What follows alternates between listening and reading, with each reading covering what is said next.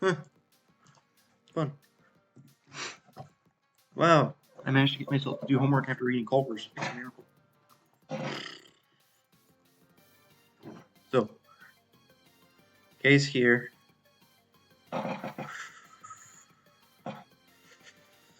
Alright, read the case. Uh,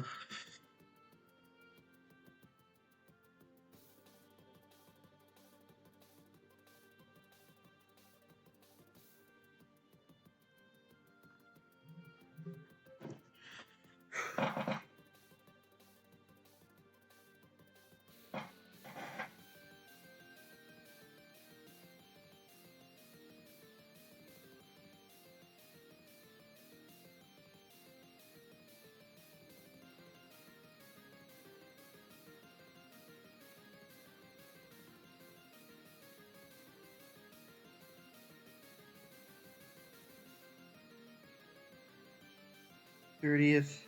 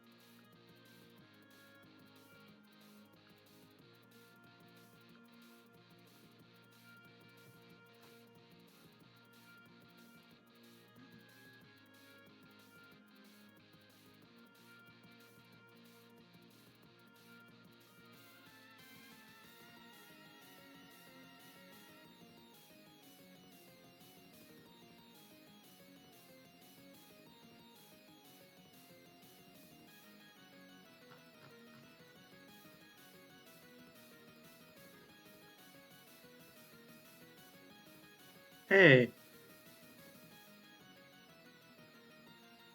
they had a whole table that's focused on the seller's perspective. What about the buyer's rights? What about the buyer's duties or whatever it is?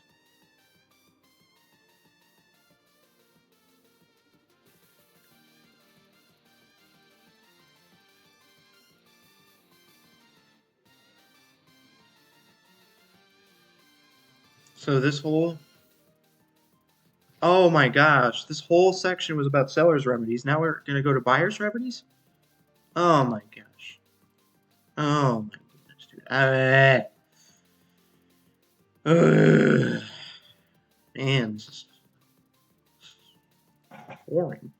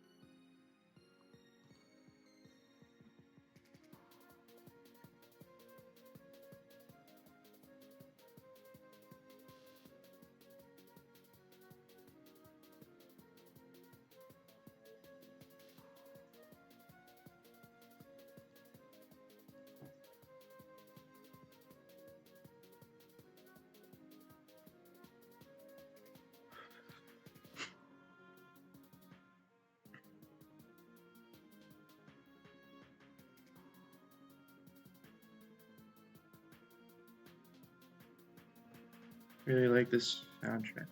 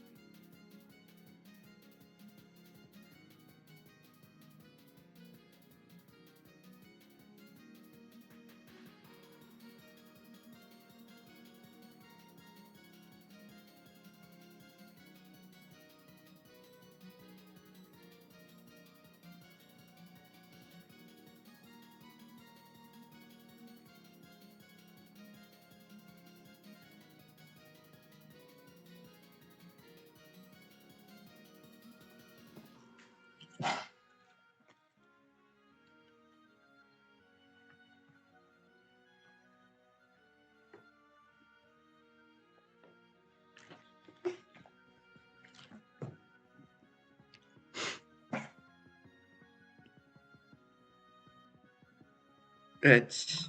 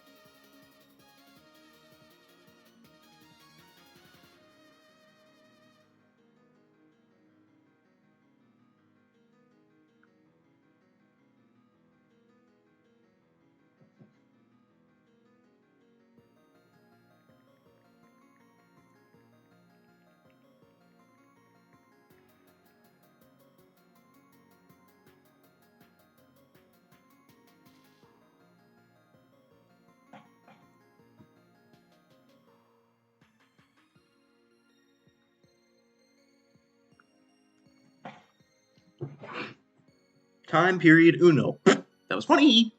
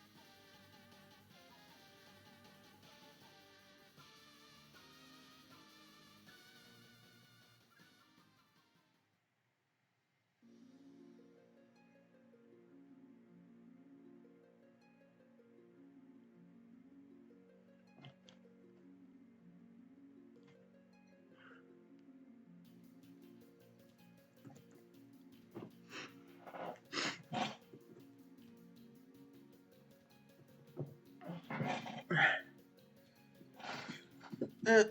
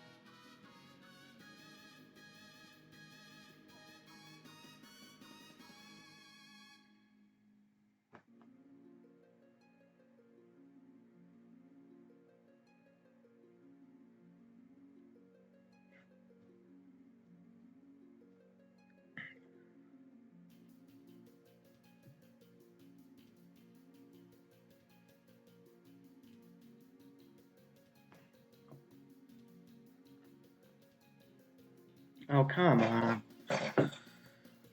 Eh.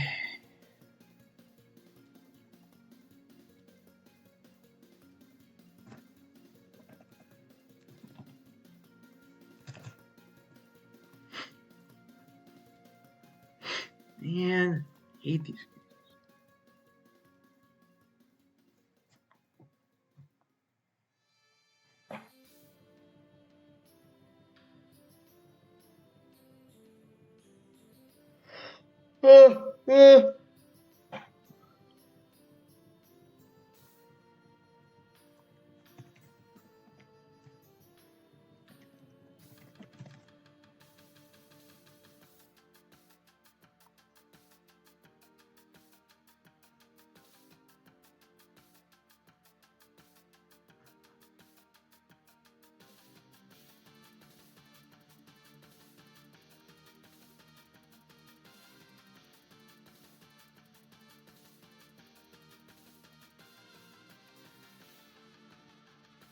Where's the review?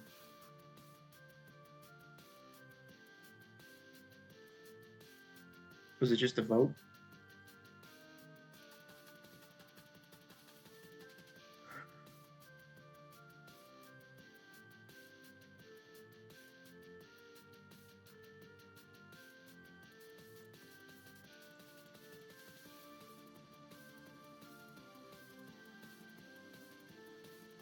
Where's the rating? Hello?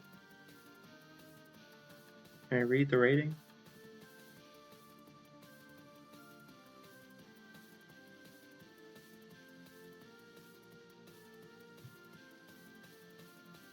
How do you pronounce freaking... Wait, hold on a second. If we just go Mickrell, and then go to this... Oh, come on, it's just on LinkedIn? There's no... Oh, wait, here. It doesn't even have a pronunciation. How do you pronounce that? Pronounce... I mean, we'll just see what this says. Mickrell. Mickrell? Mickrell? Mickrell? Mickrell. That is horrible.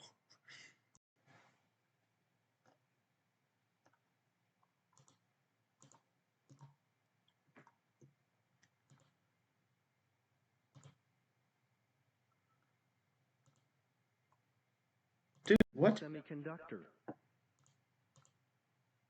Semiconductor.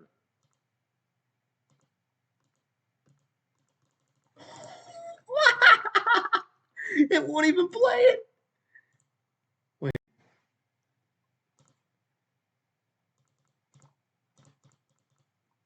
Oh my gosh, that is hilarious. It won't even pronounce. Wow, that's funny.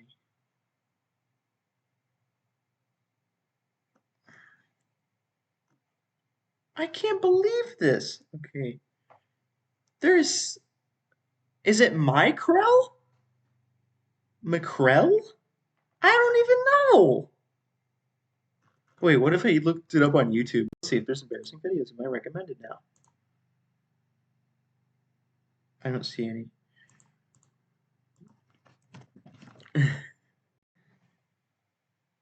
Here we go. This is a quick 2-minute tutorial on using the Mickrell syringe driver. Screw you, it's an automated voice. I bet they're going to pronounce it wrong. Let's see. 13. We are here live at Nikkei Automotive Ethernet Symposium 2013, demonstrating standards-based automotive Ethernet PHY multi-vendor interoperability. Standards-based Ethernet benefits from multiple vendors supporting multiple large growth markets, which provide to Marvell Automotive PHY traffic. As you can see here, the Marvell Automotive PHY evaluation board. The fiber connection connects back to the Ethernet packet generator. Let me take a closer look at the connector. That's an MQS automotive connector. This is unbelievable. And the wiring harness, which is... He said Marvell instead of Mickrell. Why? Wait, let's see. So, good day. Today we'll talk about the Mickrell MP-MLH syringe drive. A guy with an accent. Yeah, sure, he's totally going to pronounce it correctly.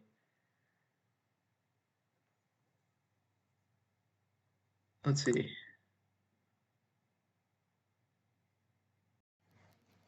Come on. Say it out loud. Okay. Hi, I'm Vince Stevie, and welcome to Mickrell TV. I'm an FAE here at Mickrell, and today we're going to discuss... Mickrell. It's pronounced Mickrell. Okay. I'm Vince Stevie, and welcome to Mickrell TV. I'm an FAE here at Mickrell, and today... He says it's so weird, Mickrell, but I guess that's how it's said. Today we're going to discuss our hyperlight load and low Q buck regulators. This video assumes you already know how a buck regulator works. FAE here at Mickrell, and today we're going to discuss... So it's Mickrell? Well, that's fun. Okay. Yep, that was a massive waste of my life. Good for me.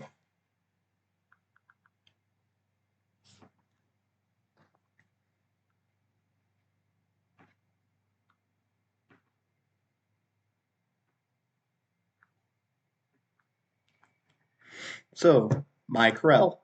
And Micrel. Is it Micrel? Micrel? That is so weird. Micrel.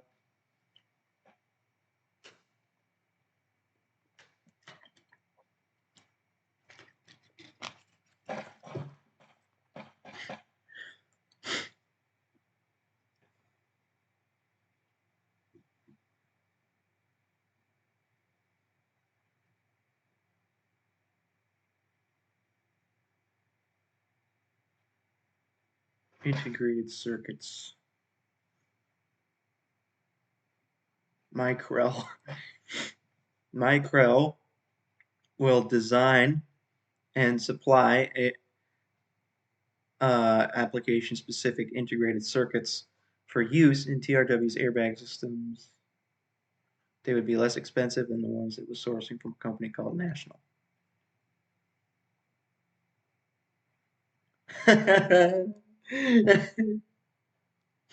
Oh, man.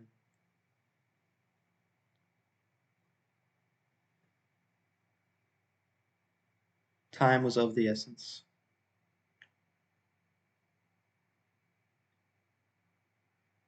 Termination would not become effective unless the breaching party failed to correct the deficiencies within a period not to exceed 3 months.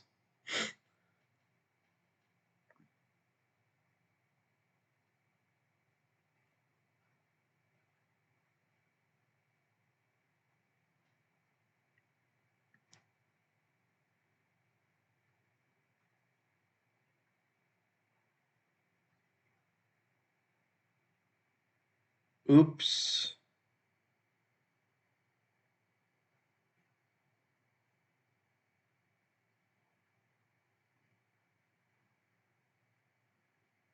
Rejected proposal and terminated the contract after giving Micrel 3 months to correct the deficiency. Oh my gosh, how is Micrel in the right here? There's no way. This is insane. I mean, it's so obvious who's going to win this one.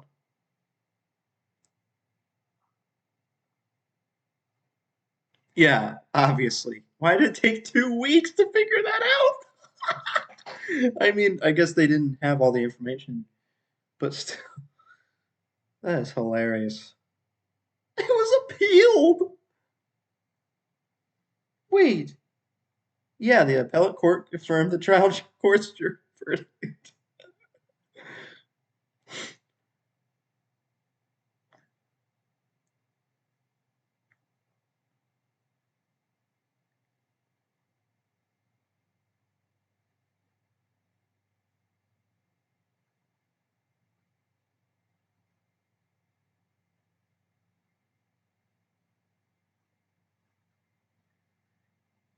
Wow, this is so funny, dude. Micrel, what are you doing?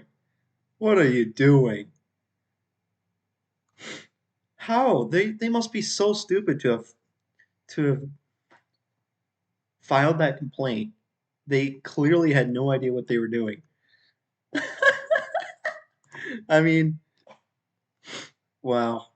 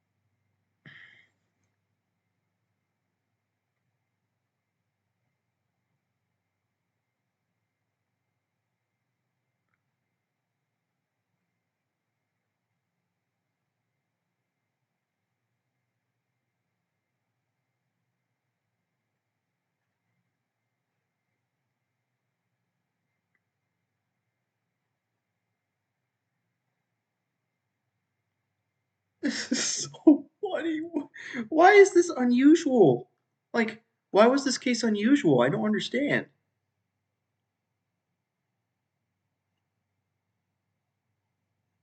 I think the reason why was because they were confused about cover damages, or whatever it's called.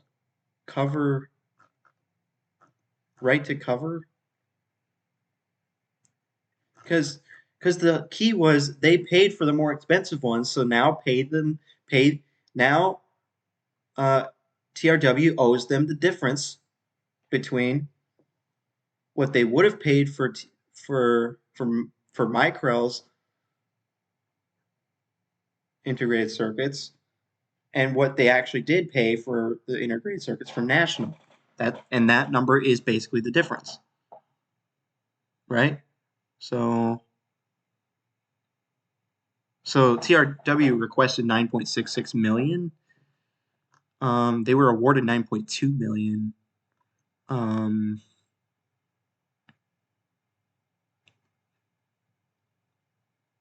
Wait. Who appealed the decision? Did TRW say they deserve more? I don't know. No, probably not. But anyways,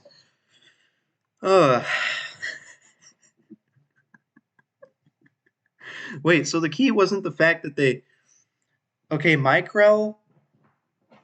How did Micrel believe that TRW breached the contract? How? This is dumb. Did they not realize that the time of the essence was in the contract?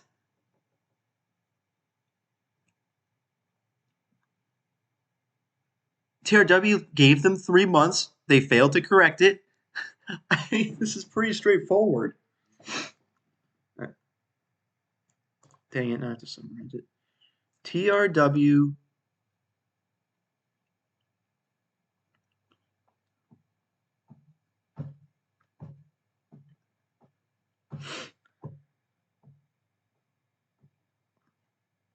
Micrel contracted to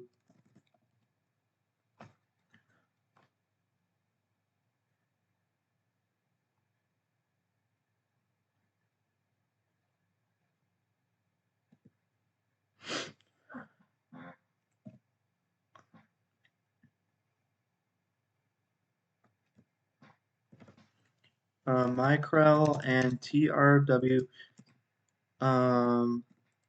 entered into a contract for Micrel to supply integrated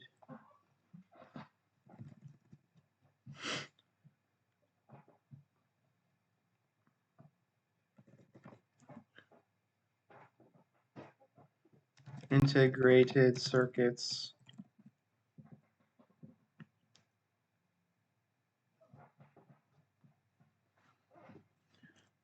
to TRW.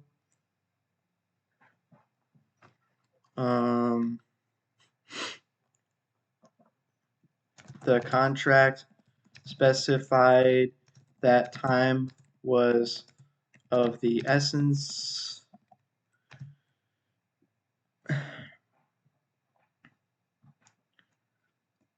If a party breached the contract, termination of the contract would become effective if the breaching party failed to correct the deficiencies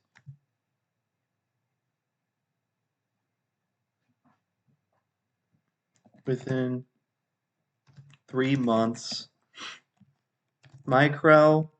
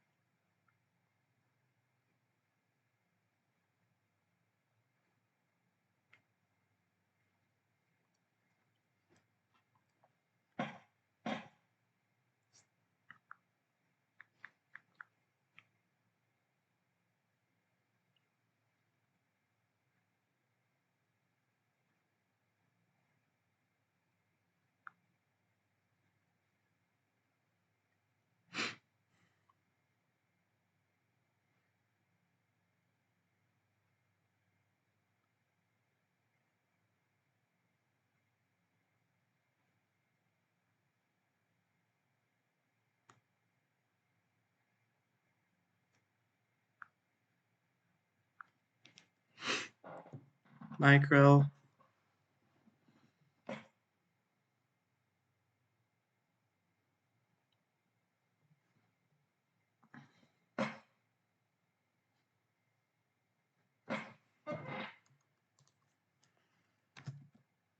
We requested an extension. TRW agreed, but said no further delays would be accepted. Micrel asked for a second extension, and TRW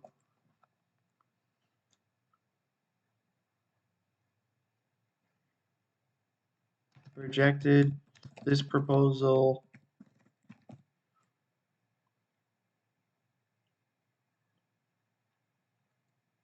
Waited 3 months, then terminated the contract. Jury awarded TRW damages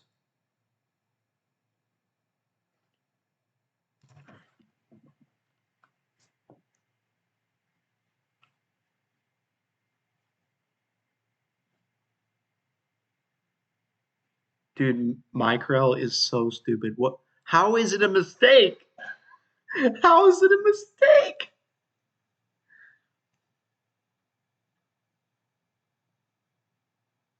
Why is it a mistake though? Like what?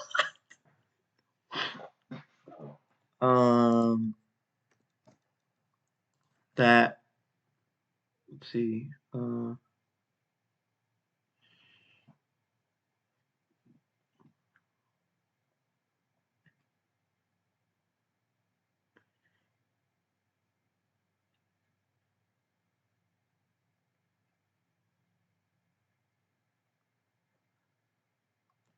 Based on the difference between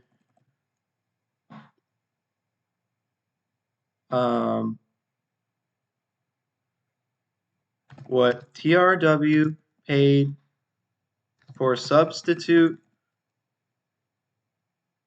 products and what TRW would have paid Micrel for the products. That was funny. Oh my gosh. Okay, that's pretty much it for that. That was funny. Thank goodness there's no. Okay, so. Oh, yes! We're on the last page of the chapter already. Let's go! And that's the longest chapter I have to read today, so nice.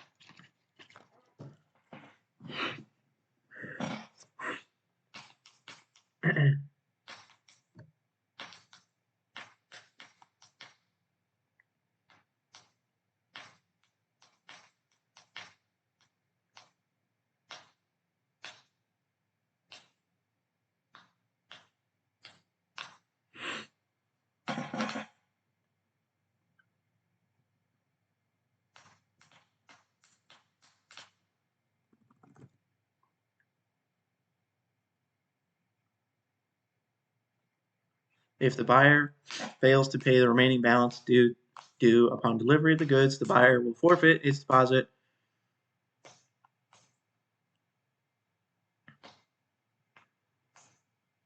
as.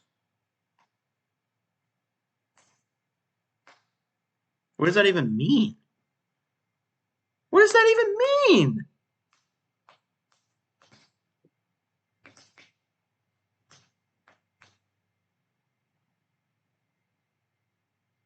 What do you mean forfeit its deposit? What does that mean, forfeit its deposit? Oh, so the initial deposit that they paid of $3,000, they cannot get that back. That's it. I mean, that's pretty reasonable. Right.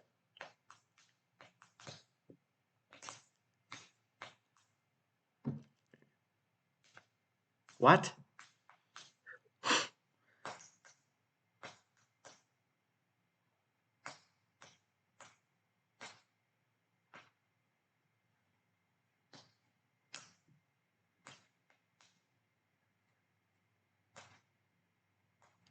If seller breaches its obligation to deliver goods in accordance with the contract, buyer shall have the option to recover this much per day for each day of delay as liquidated damages.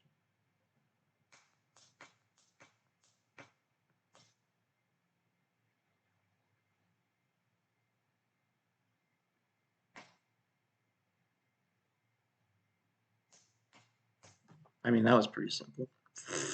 And we're done with that chapter. Yes, that's fine. Shut up. We now have to read chapter 17. Lease contracts. Lease. That's funny. Leasing. Leases. Lease. Lease.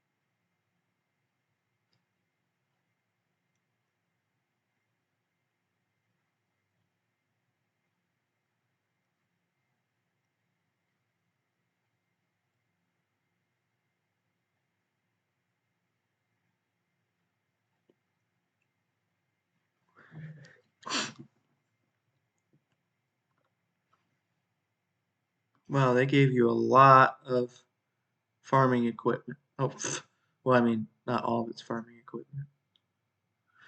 It's just a bunch of vehicles that. Why'd they give you so many examples?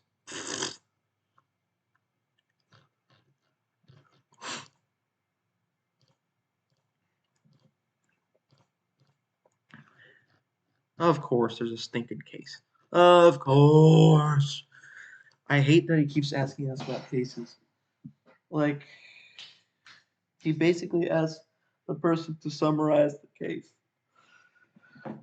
Oh my gosh.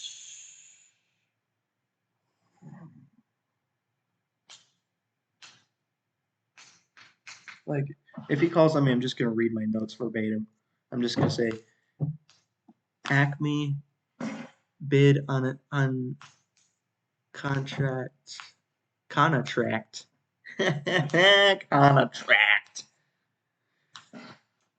Acme bid on a contract to purchase scrap metal from GM.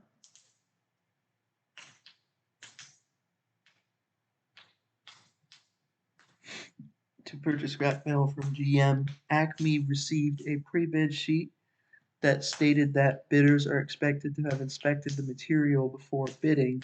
The material may contain contamination. Material is sold as is, where is no downgrades will be made. Acme won the bid and began pulling its first scrap loads from the site. Acme was unsatisfied with the quality. There was contamination. Acme requested lower price and stopped pulling loads. GM sued for the outstanding balance on the material Acme had picked up. Acme argued they could just pay the fair market value, argued that they had lawfully revoked their acceptance of the materials. Court ruled in favor of GM. Rejection was not fast enough. Acme never notified GM of their revocation. Acme breached. That's funny.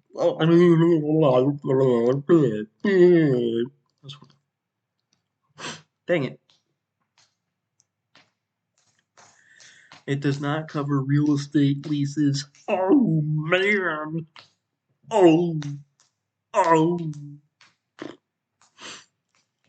The UCC does not cover real estate leases.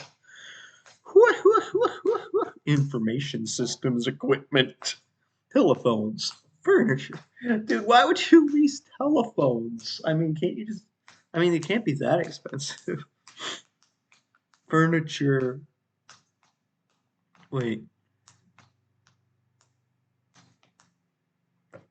I mean, otherwise it would just be utilities, but telephones, furniture, furniture. Oh my goodness. Even heavy machinery used for manufacturing or construction. I mean, what do you mean even? I mean, that seems pretty obvious. Article 2A applies to any transaction regardless of form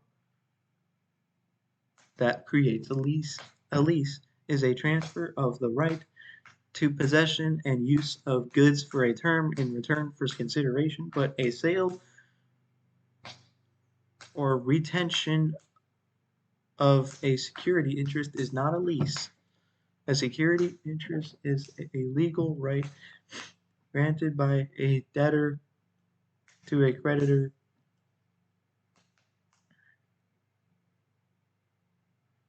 over the debtor's property.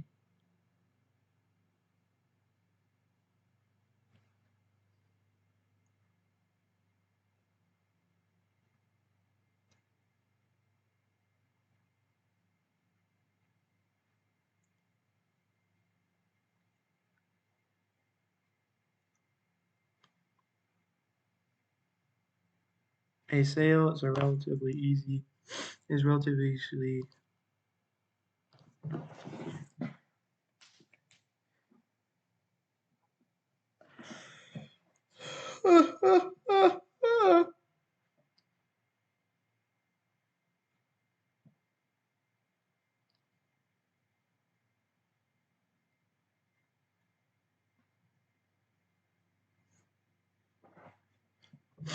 True lease does not transfer title. Lessor gives possession and the right to use the goods to the lessee for a fixed period of time in return for rent. Meaningful residual interest. The lessee acquires only the right to use the equipment of the goods for the use and enjoyment of the goods for a limited period of time. Title to the goods does not pass since the lessor retains it in the form of a residual interest in the goods. The goods revert back to the lessor at the end of the lease term, and the lessor generally has the right to repossess the goods sooner if the lessee breaches during the term of the lease. Distinguishing leases from secured transactions can be more challenging since secured transactions often look like a lease. That was funny.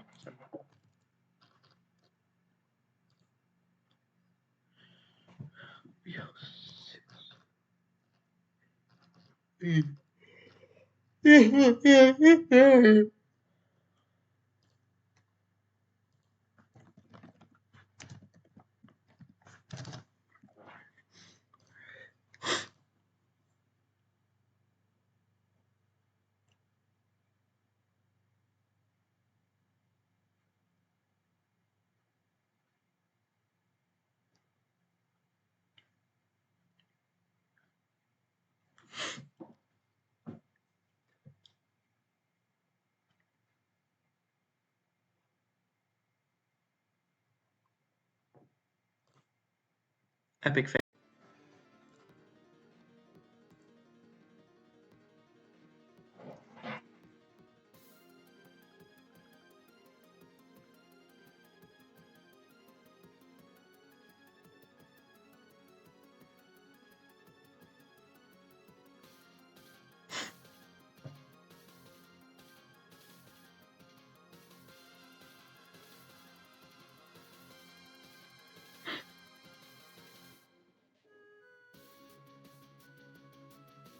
Is this the final boss theme? I think it is.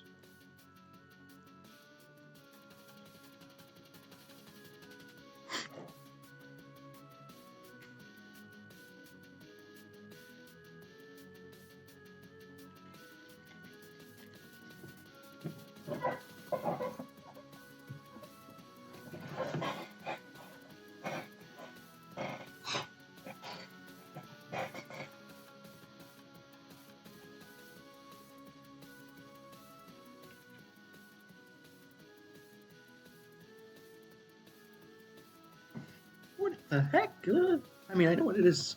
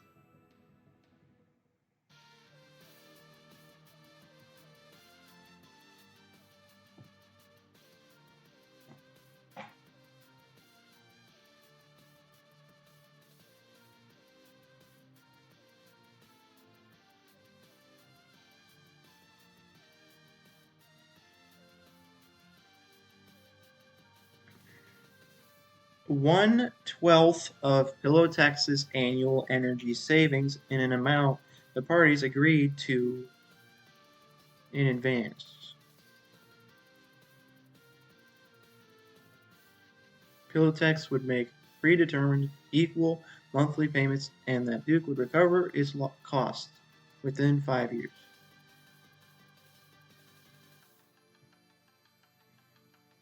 Are we asking whether this counts as a lease? Huh. Whether this counts as a lease or a security something. Security interest. We don't know what this is classified as, apparently.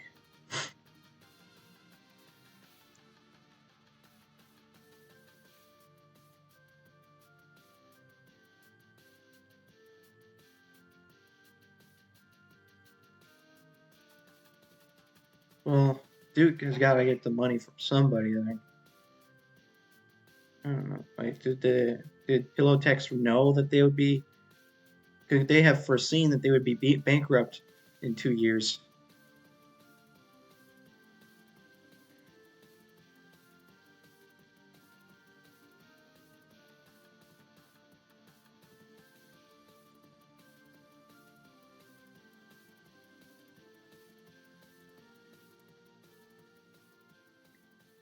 Man, this is kind of a confusing one, actually.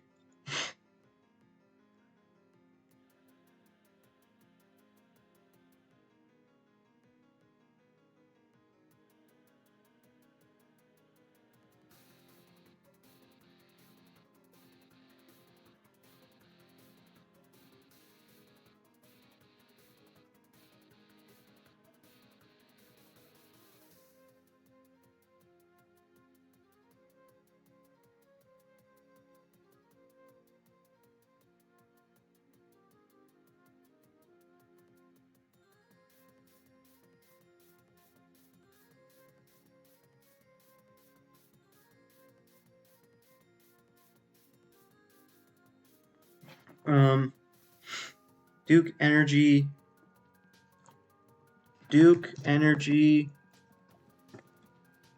installed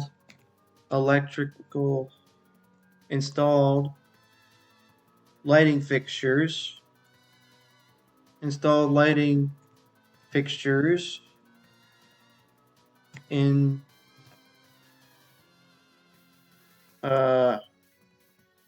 Pillow, Texas factory. Pillow Tex owed Duke Energy monthly payments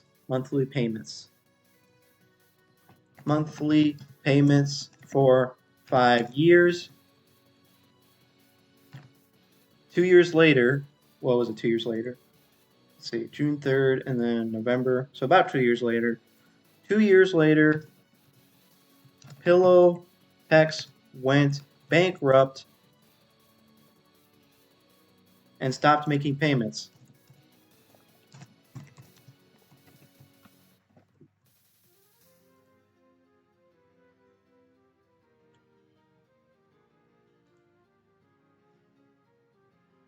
Duke filed a motion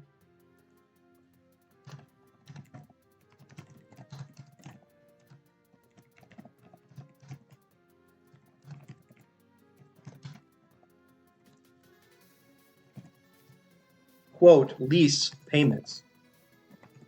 Court ruled that the agreement was a security interest. Wait, let's see. A secured financing arrangement. Wait, hold on a second. A secured financing arrangement, not a lease. Secure financing arrangement. Is that what it's called?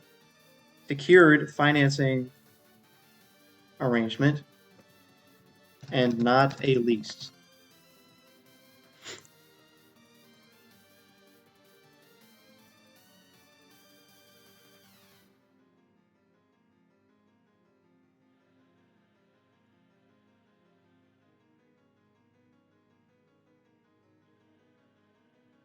Removal of the fixtures would be prohibitively expensive.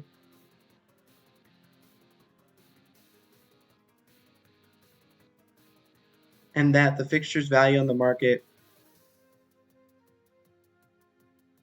Oh, okay. So because the fixtures could not be feasibly reclaimed by Duke Energy. It's not a lease because Duke Energy could not have removed the fixtures, the lighting fixtures from the factory. I mean, it would have just cost way too much money. So, yeah, that's all I'm gonna say. I don't care. That's all I'm gonna say.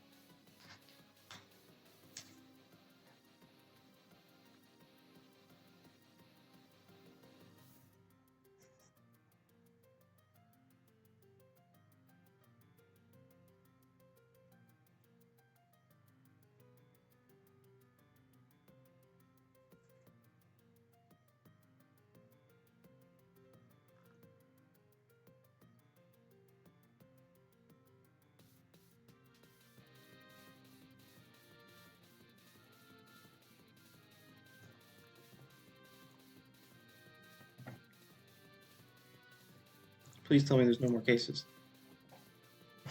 We have to read to page 306. Yay! Yay! Yay! Yay! Yay! Yay! I don't have to read any more cases. Yes! Yes! Yes! Well, I don't care about the reading part. I care about having to summarize them. I hate summarizing. Okay. So yay! I don't have to read. I don't have to write any more Case summaries. Yes. Yes. All I have to do is read. That was funny. That was funny. There's a thing to Wednesday. Could just wait till Tuesday to do it. Or even Wednesday. Because it didn't take me that long to do the last outline. And then watch as it gives me zeros. I gotta stop saying that. Another Acme one. What the heck? How do you pronounce Acme? Because what if I'm pronouncing it wrong this whole time? The Acme Corporation? Acme. Yeah, looks like it's Acme. No way. How is this a fictional corporation? It must be a different thing. Like, what? It's not fictional. What is... They're talking about something entirely different. What? Wait a minute. What? There's a bunch of uses.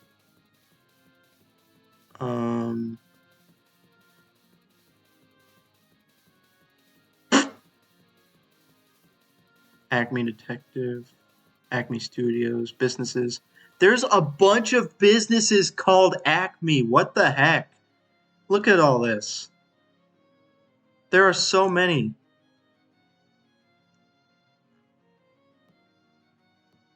What is this?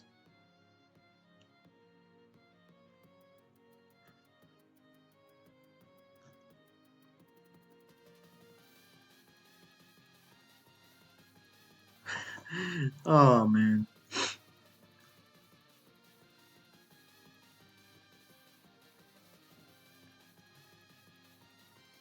There are so many random places named Acme. Acme Township. You know what's interesting?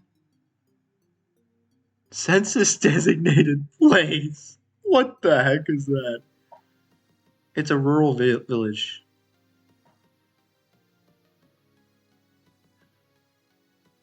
Most of them are unincorporated communities. There actually aren't that many. I mean, they count. Oh my goodness. Stop.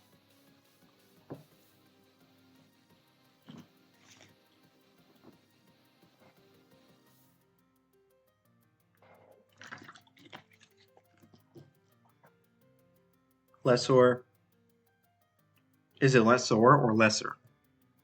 That's funny. That was funny. Stop! Hello, you won't let me type. Hello. I tapped the S twice. Lessor. What? Lessor. Lessor. Lessor? What are you talking about? Lessor. That is a terrible pronunciation. It sounds like he's saying lessor. Unless that actually is how you pronounce it. There's no way that's how you pronounce it, though, right? Lessor. Lessor. There's literally 2 correct pronunciations? Why? Lessor. Okay, whatever.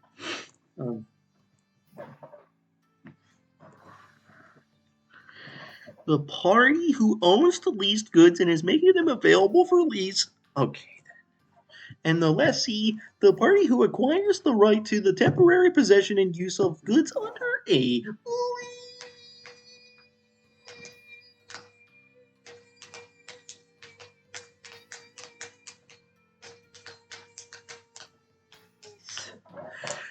For example, check out the sample equipment lease contract in the figure. I don't care. Exclusive right to possess and use the equipment for a fixed period of time. The lessee often makes a monthly payment to the lessor, but at the end of the lease term, the equipment is returned to the lessor. That was easy. We're already on page 303. That was funny. We just hit page 306 and then we're done. Oh, that was funny. A secure transaction occurs. Dude, what the heck? Why are they telling me this now after I already read the case about a secure transaction? A secure transaction occurs when the seller retains a security interest in the goods being sold. A secure transaction passes conditional title to the buyer. The transfer of title is conditional because the buyer can retain the goods if the payment obligations are satisfied, but the seller or secured party can repossess the goods in the event of default. Okay, if the last one we read was a secured transaction, how? But the court found that the seller could not reasonably repossess the goods that they sold. So then what the heck? In cases of default, the secured party must dispose of the goods.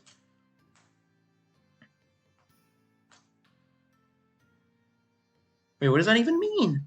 What do you mean dispose of the goods?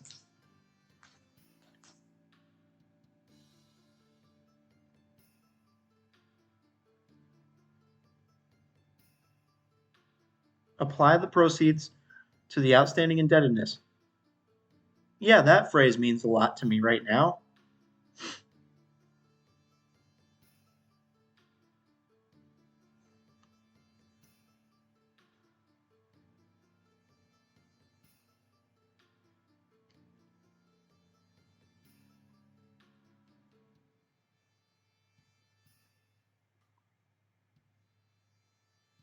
Okay, but the secured party must dispose of the goods. But what the heck? Well, then what the heck was the previous thing we read where they couldn't repossess the goods?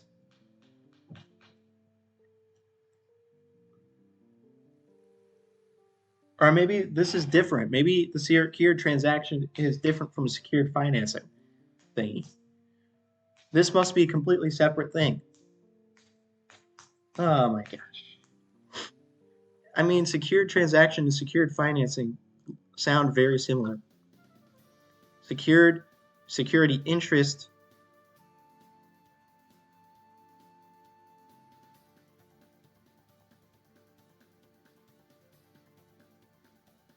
And then they talk about a secured transaction. I mean, they're both secured transactions, but it was different somehow. What are they?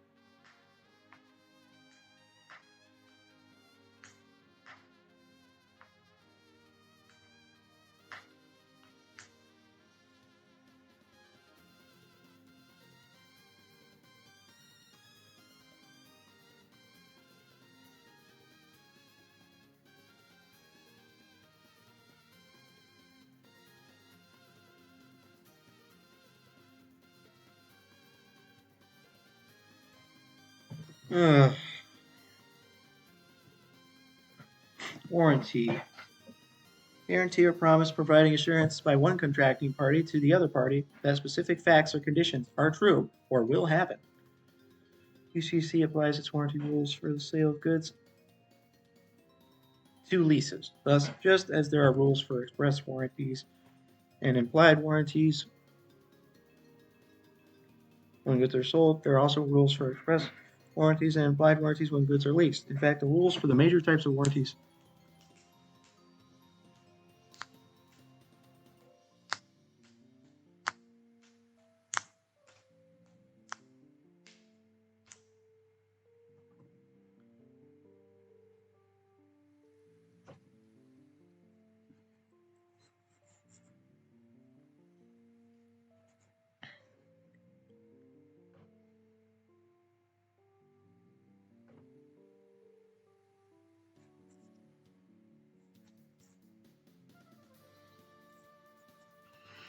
Well, that was a fun section.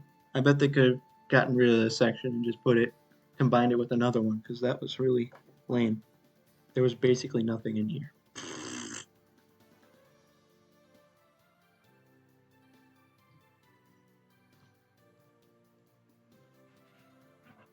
It's thinking test.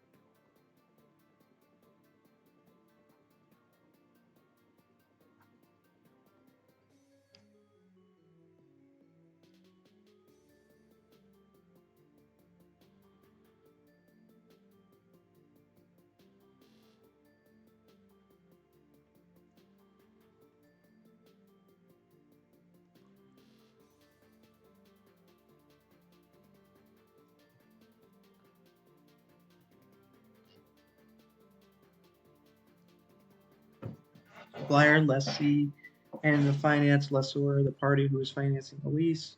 Being able to spot a finance lease is important because Article 2A relieves a finance lessor of any liability for implied warranties of quality with respect to the goods. The lack of involvement in selecting and supplying the goods provides the basis for relieving finance lessors from this warranty responsibility.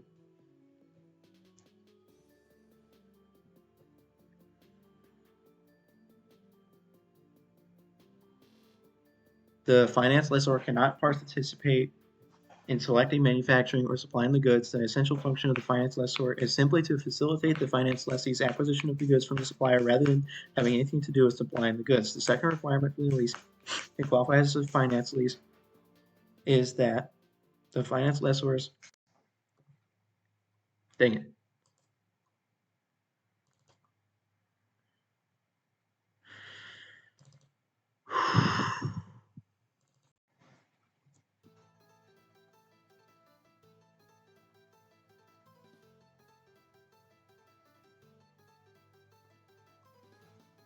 you know what I need to do?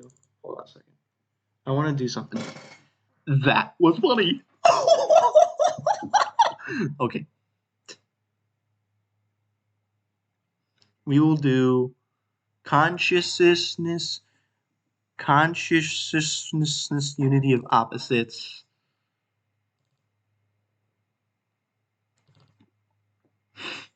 Oh,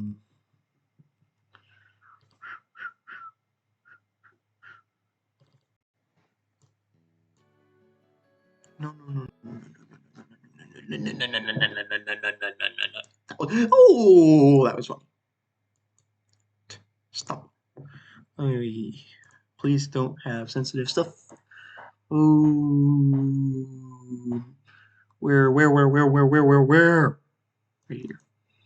We will go this, and then sort by dates modified, and then we will put them right here and save list.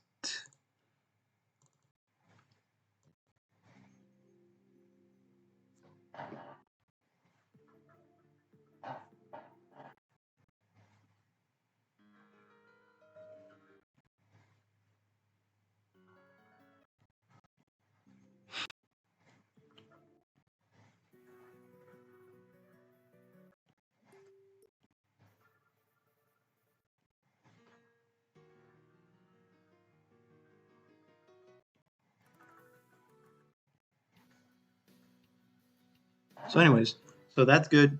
We fixed my playlists, and now we can get rid of the stoppy. We can get rid of this. We can get rid of this one. So we will delete this one right here. Delete. There we go. So this is perfectly fine. This is perfectly fine. So now it's fixed. And that was funny, that was funny, that was funny, that was funny. So now we'll go back to this. Stoppy, stoppy, stop, stop. Okay, there. Finally, geez, that took forever. Okay.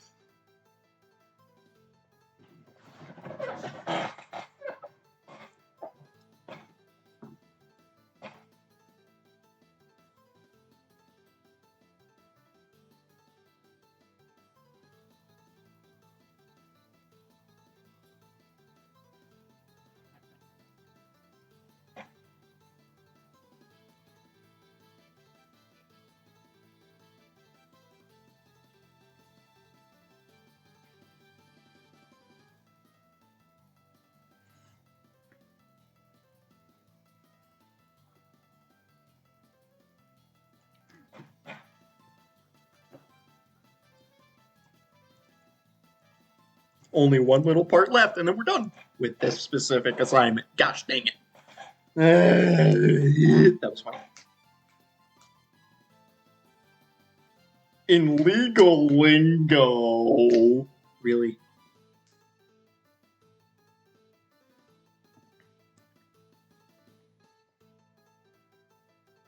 Why would they say in legal lingo? Why? Why would they say that?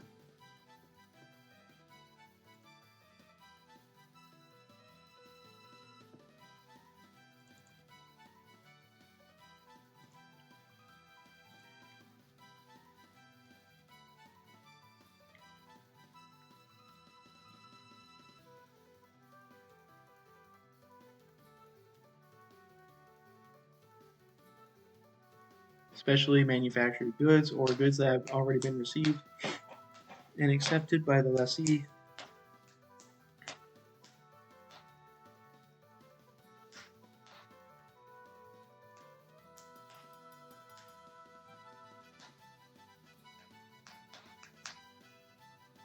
We have completed the chapter.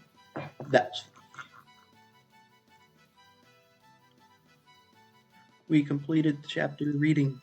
We completed it. Oh my goodness, oh man, oh my goodness, oh my goodness, oh. Stop.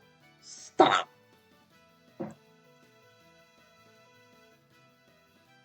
we read the chapter 16 to 17. We now have to do Smart Book for chapter 16, 17. That was funny. Thank goodness he posted it, because last week he hadn't posted it by this point, so I had to do it Monday night after work that day. That was funny.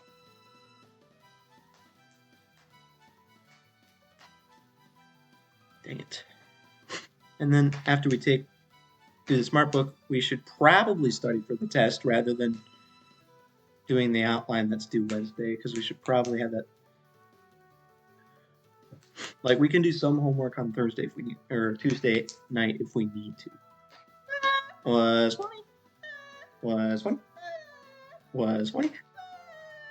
Was funny. Oh no. Study for this Wednesday. Outline.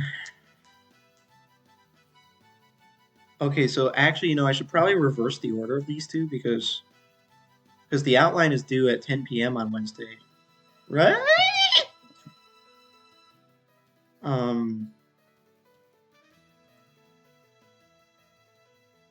Yeah, I should really reverse the order of these. Like, move this one up to here.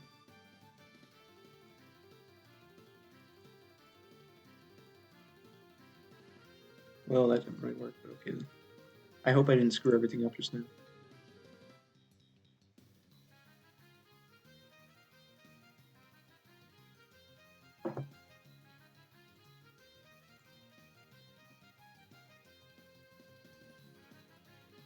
Because we have a test, and then this is due at 10 p.m. So, that was funny. Oh gosh dang my life. Ooh, gosh dang.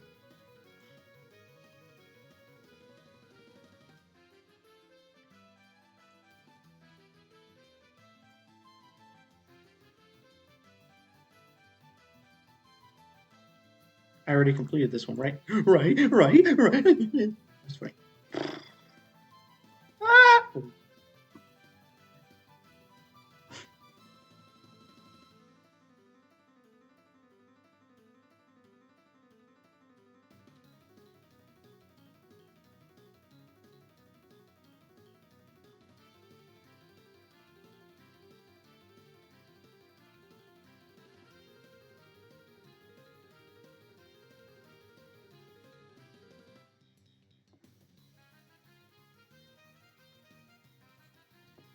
There's only 19 concepts. That's very few concepts.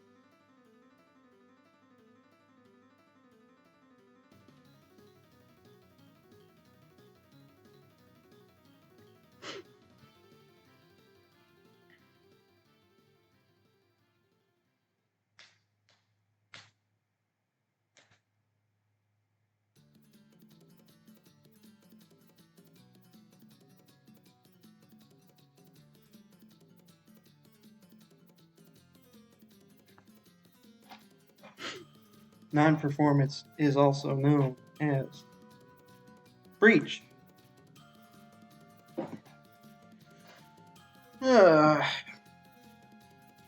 Delivers goods that are non-conforming, or if Victor repudiates, Victor might be in breach.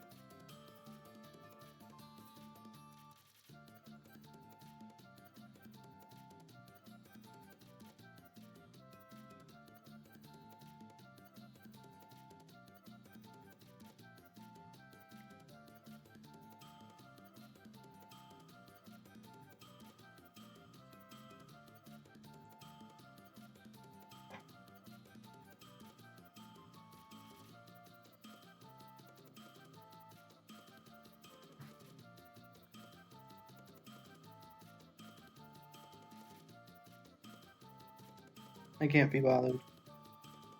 The obligation to pay is triggered when the seller tenders delivery of the foreign goods, aka perfect tender. Oh.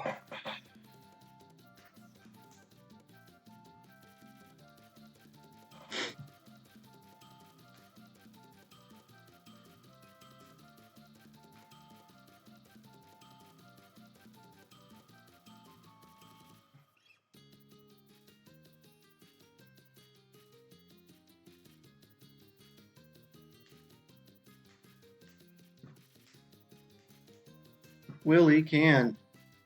Treat is a breach.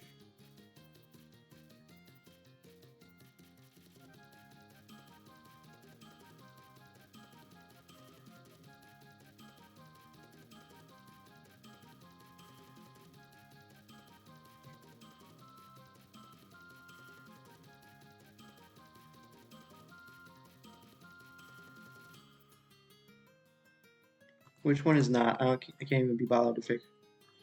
It says it can't stop delivery? Why not? What do you mean? What the heck? It says... Oh, it says it's already shipped the goods. Oh, come on. How did I miss that?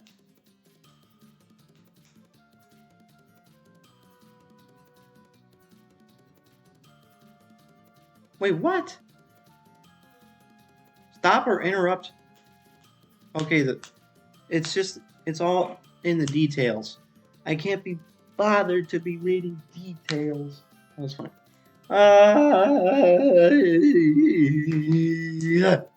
Stop. Stop.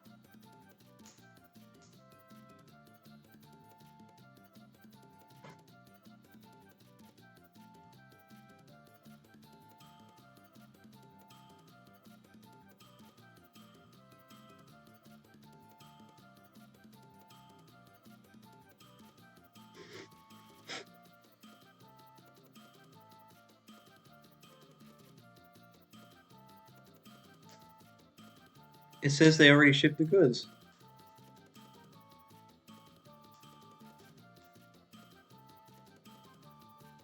But they didn't deliver them, they just shipped them.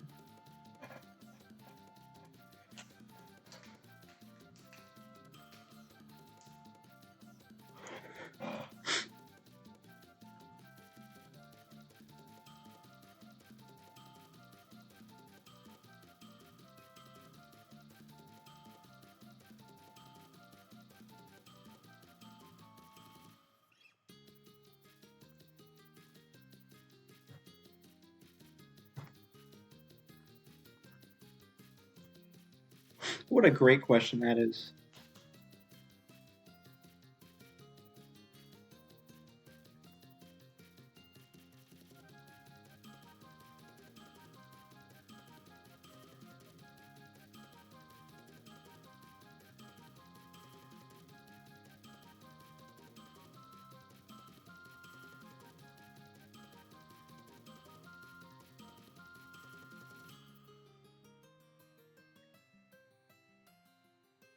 Wanda can.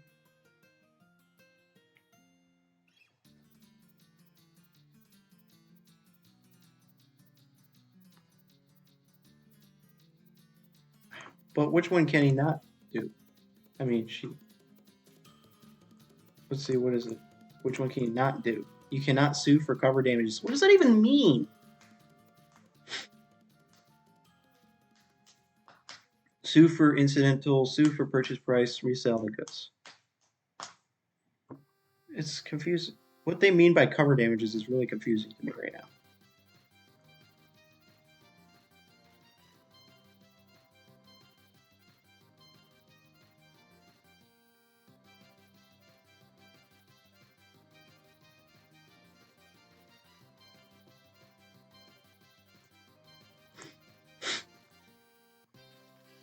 Willy Wonka. Mustard? Are you serious?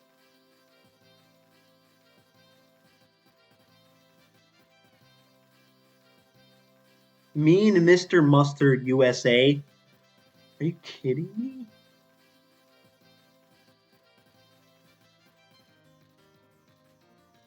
Who made up these names?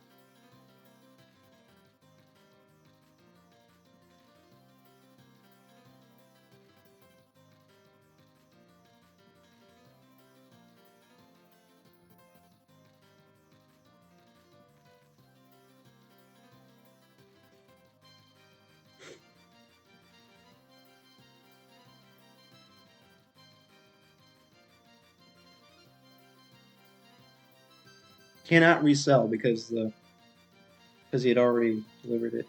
So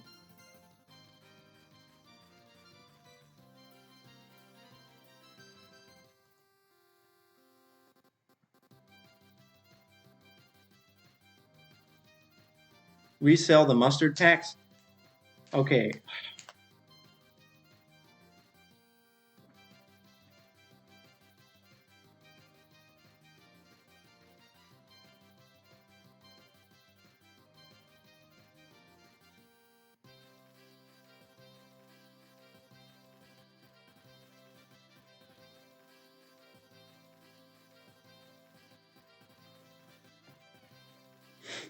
Under UCCA buyer breaches if he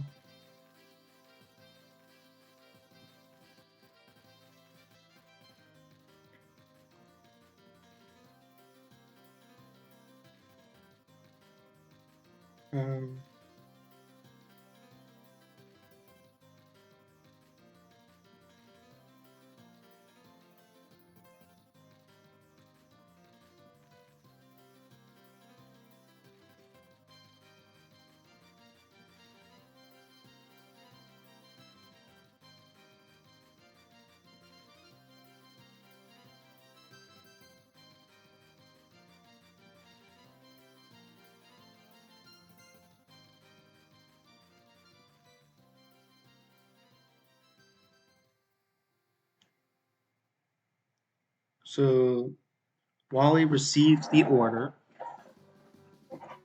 for the goods. Received the order for the goods. But before he shipped the goods, Beaver sends text that says cancel the order. Well, technically he didn't accept the order yet, did he? They didn't really accept it. Because the order is an offer in it. The order is an offer in and of itself, isn't it? Isn't the order just an offer? Doesn't it count as just an offer?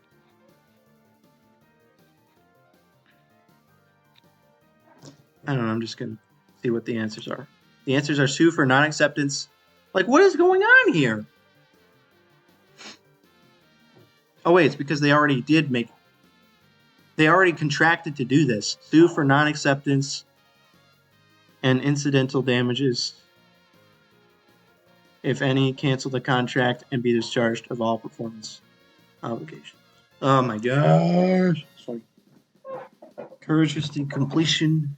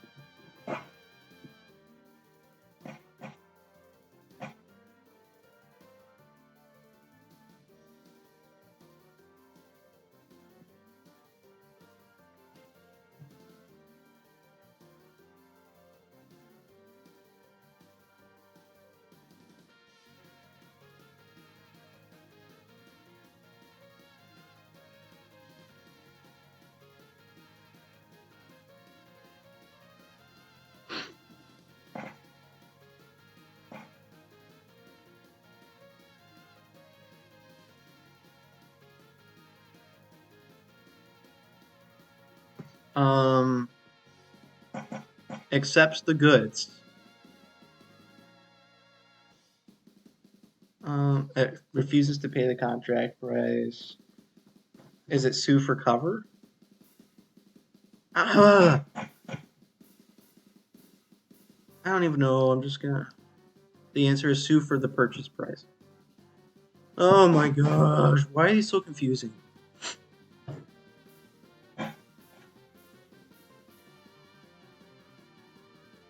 Delivers the goods.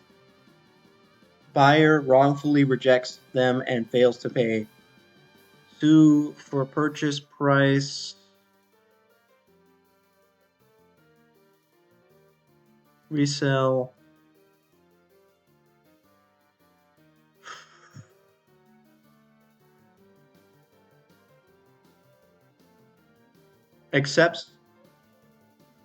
Accepts the goods, later wrongfully revokes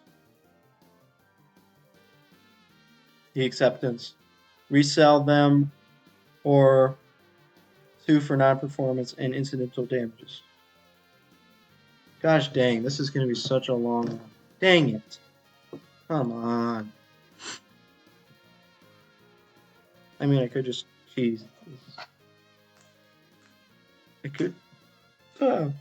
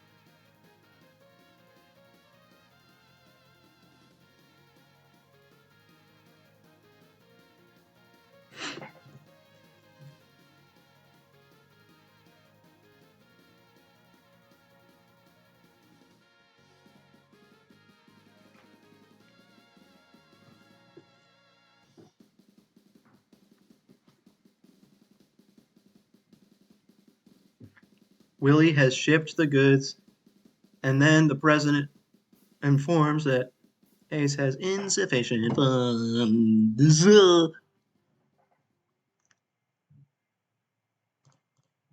Wait, seriously?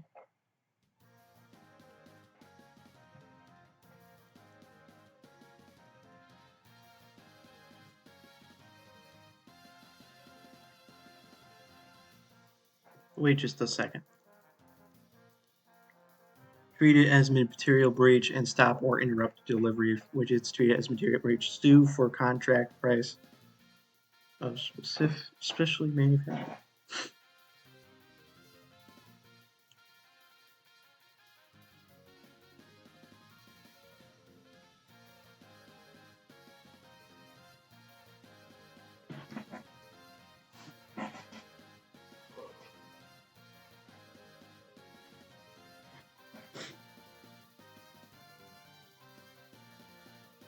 Refuses to pay the contract.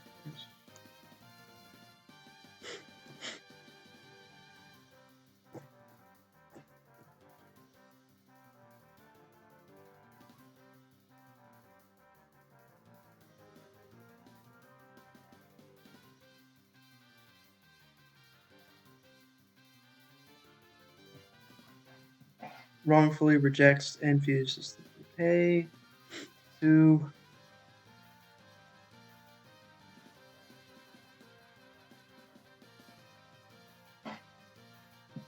Dude, what the heck is going on here? This I feel like this song is almost the same as this song.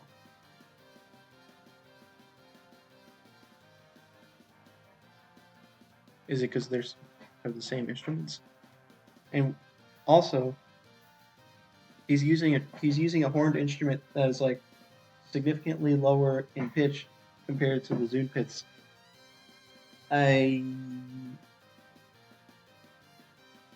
Plus, why do you have two different horned instruments going at the same time? One bass. I probably shouldn't be complaining because I still prefer those instruments to the Zune pit. Is it pronounced Zunpitz or Zunpitz?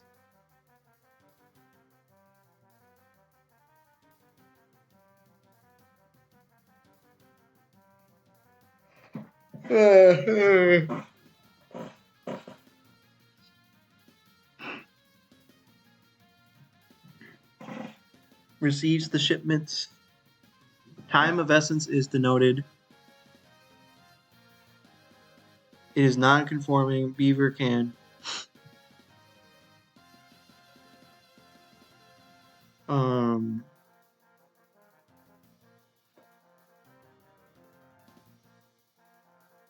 Allow Wally to cure the problem. Allow them to cure the problem.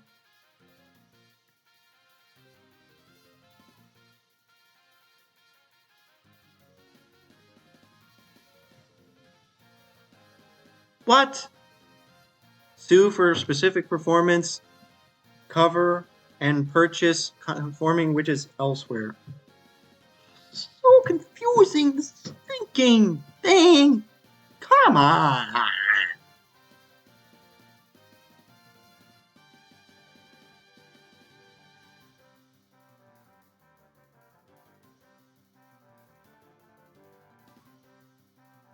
Come on.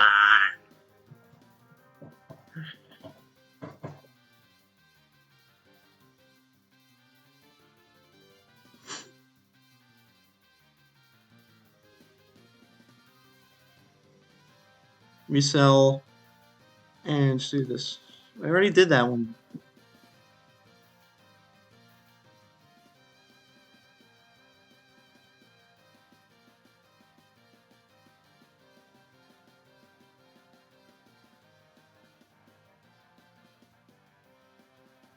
Are the lower trumpets doom pits, but they're pitched down? I don't even know.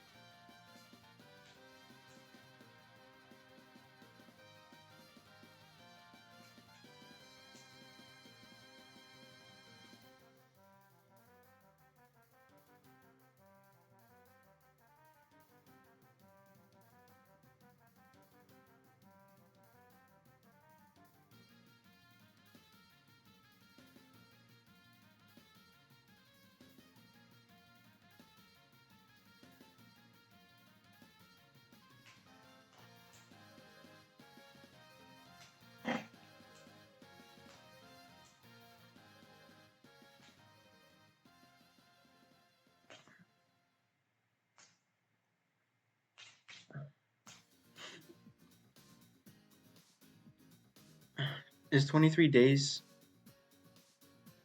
I don't even know what the rule is. I mean, 23 days seems pretty long.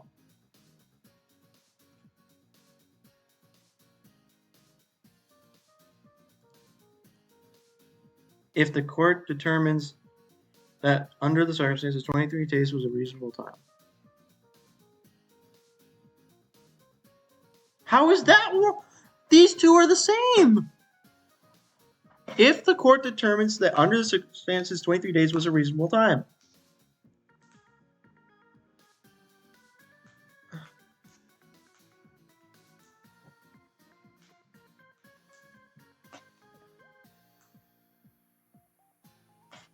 Oh, yeah. Wait. Come on.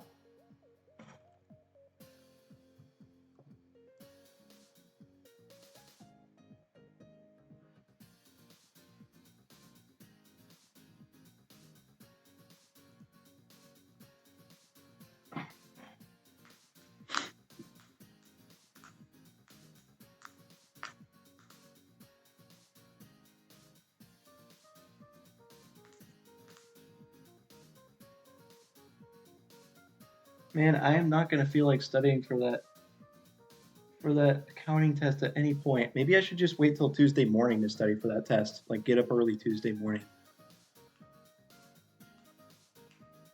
Because I really do not feel like studying for that test today. But then I'm going to have to study for the test on Wednesday if there even is a test on Wednesday. But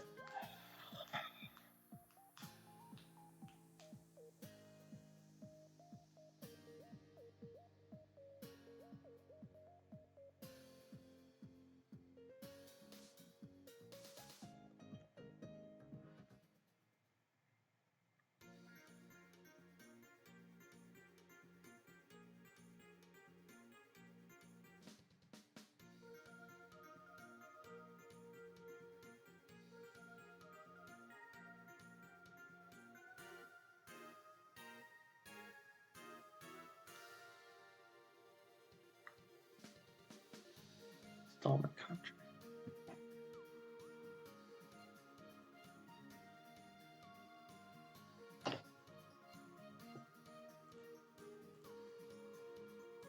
An installment contract for each lot must be accepted. Blah blah blah blah blah. This is an exception to perfect tender. Blah, blah, blah,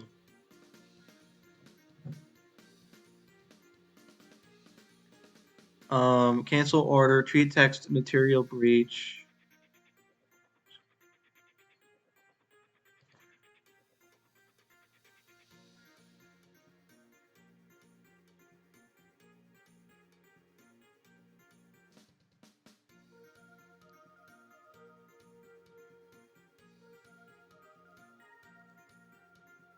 What? Why not? Wait, I'm dumb. It's the person who sues for contract price is. Wait. Come on. Wait. Why not?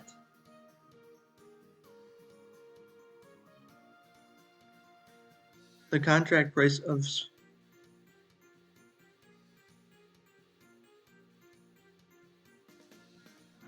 Wait, no. The problem with that one is it's not a breach. Wait, no. Yeah, it is a breach. That's a breach of contract.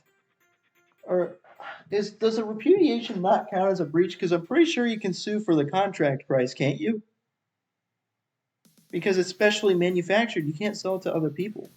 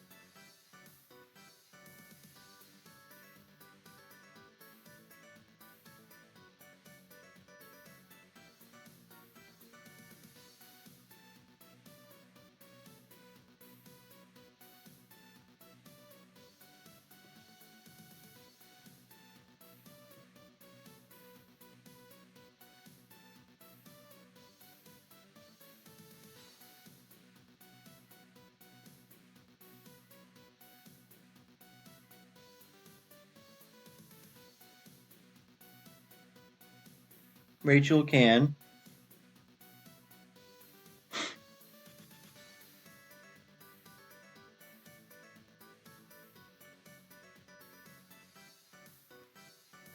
The answer is sue for damages. Come on. You gotta be kidding. You've gotta be kidding me. You have got to be kidding me. You have got to be kidding me. I guess this plus this one is correct because it can be this plus incidental damages. God, come on.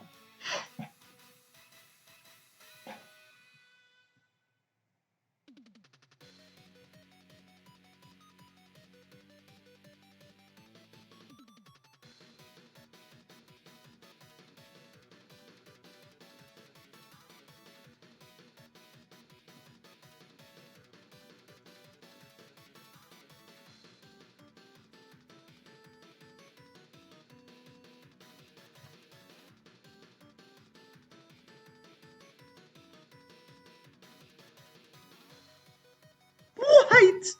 What? You have got to be kidding me. You have got to be kidding me right now. Come on. Come on.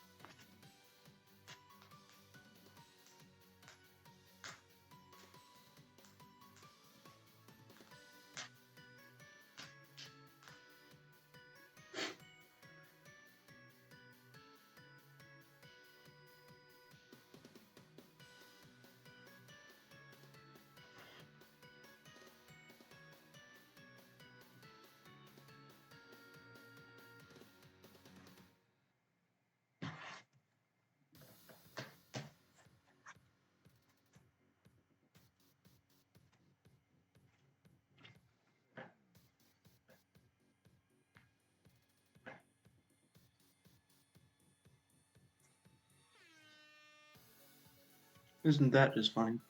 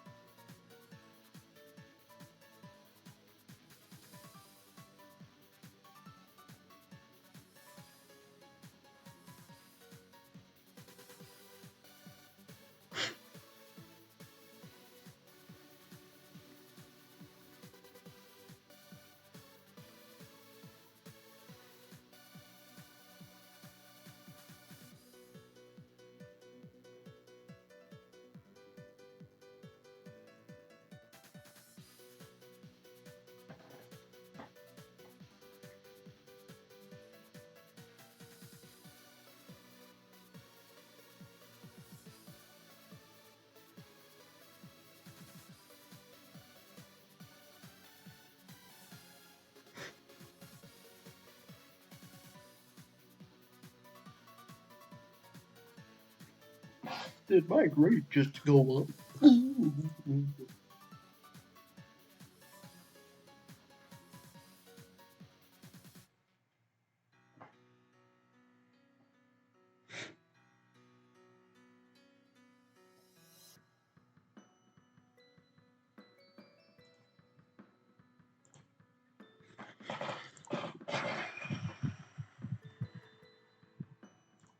That was funny. I guess I might just end up studying for this test right now rather than waiting until Tuesday morning to study.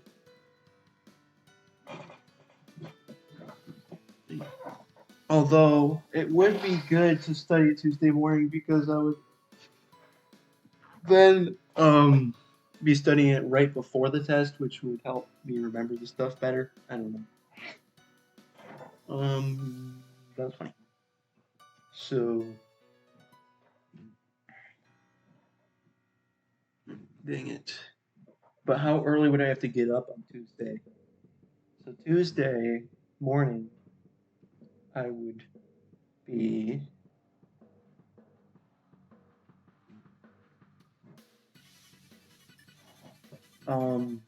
normally I have to get up by 7:45 or 8 o'clock, I guess. Maybe 8 o'clock. So I probably want to get up pretty. I mean, I could give myself quite a bit of time. Would it even be enough time? And then study. When would I study for the cost accounting test? Oh man, I don't want to study for test.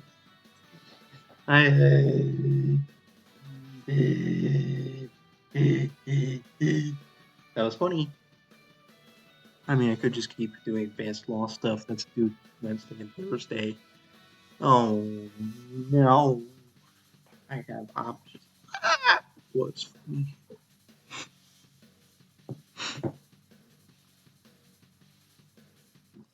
That was funny.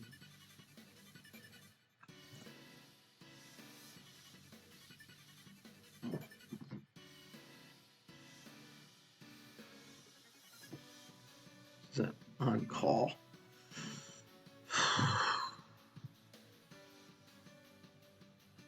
Come on.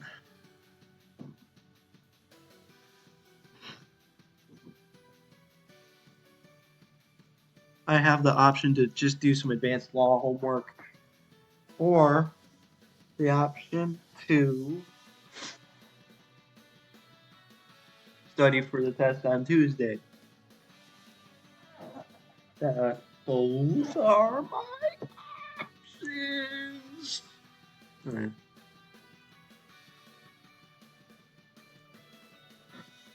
Dang it. Blah, blah, blah, blah, blah. That was funny.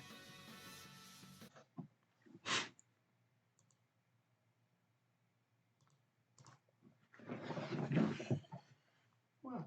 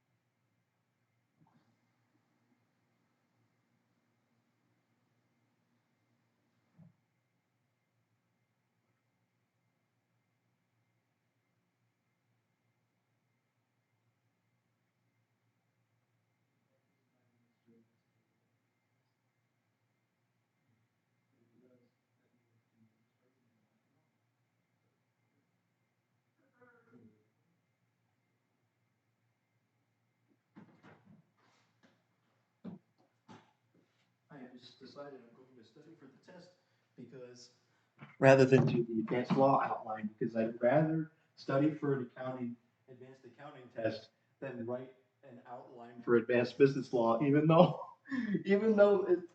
it's actually pretty easy to write that outline. I'd still rather study for the accounting test. That was funny. That was funny. Wow. I'm just gonna set up. That was funny.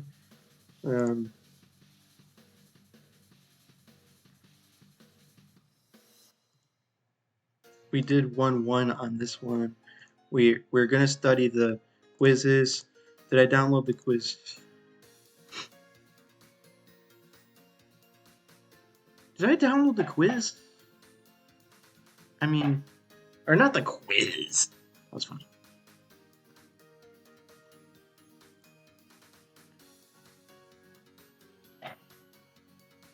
Oh, you've got to be kidding. Okay, so I think we just... Why do I have an extra one? Oh,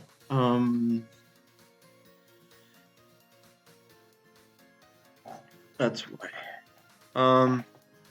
We were gonna start on number 2 here for this, and we gotta open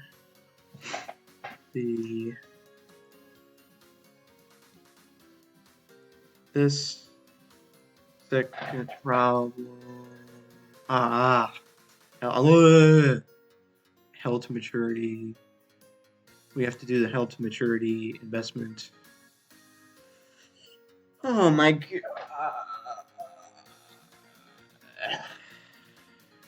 Gosh dang it. That was funny. That was funny.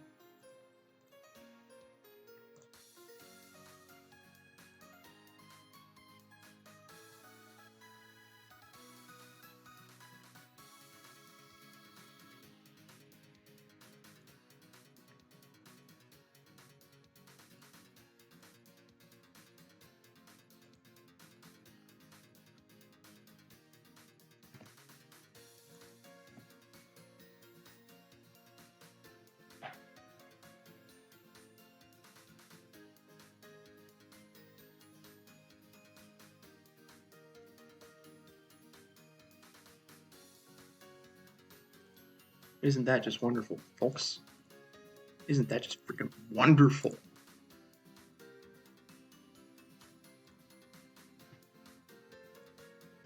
Blah, blah, blah stuff.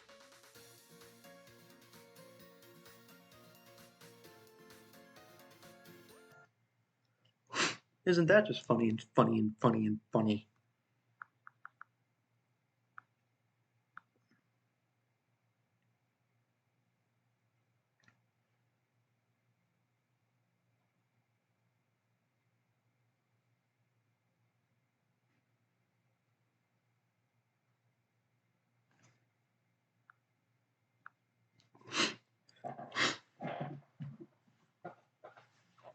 I am now going to procrastinate doing this by just walking.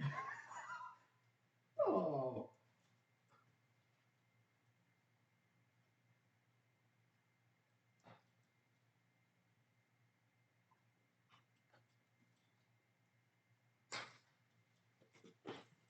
Nope, that was funny. Wow.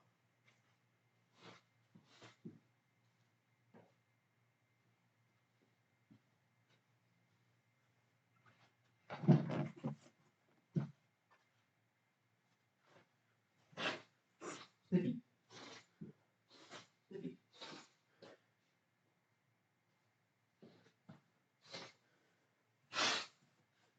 That was funny.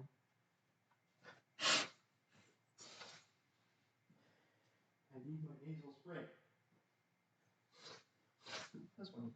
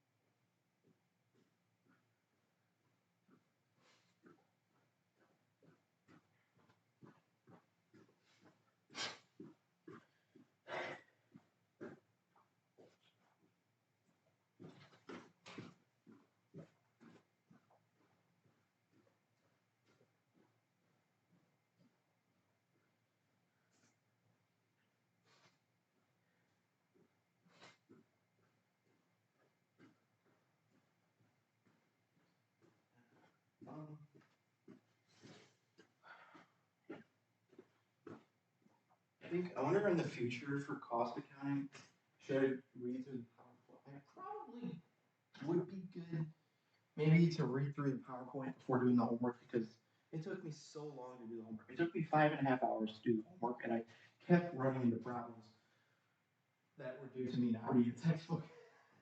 I mean, that's but rather than reading the textbook, which takes 10 billion years because the textbook contains 10 billion irrelevant pieces of information, maybe I'll just read the PowerPoints. That should be good enough. But that's probably a good idea. Next time I try to do a cost accounting assignment, I should read the PowerPoint to the chapter first. So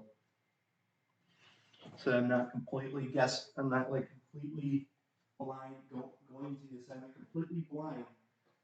Well, I'm not completely blind because I paid attention in class, but it was pretty bad when I tried to do chapter 7 homework. It took 5.5 hours. That was funny.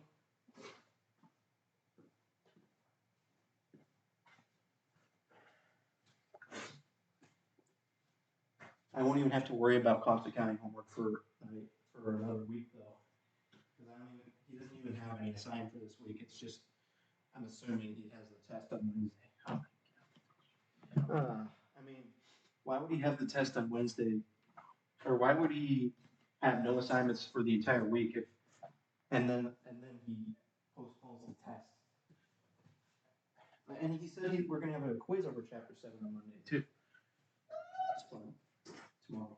But I'm not really studying for the quiz. I mean, kind of am studying for them, but like I'm just doing the homework as a way to study for the quiz. I'm not really studying for them specifically. Because I think he actually doesn't take points off. He gives you credit for just doing the quizzes. Like he doesn't actually penalize you for getting questions wrong. Because he gave me 5 out of 5 even though I got the question wrong. So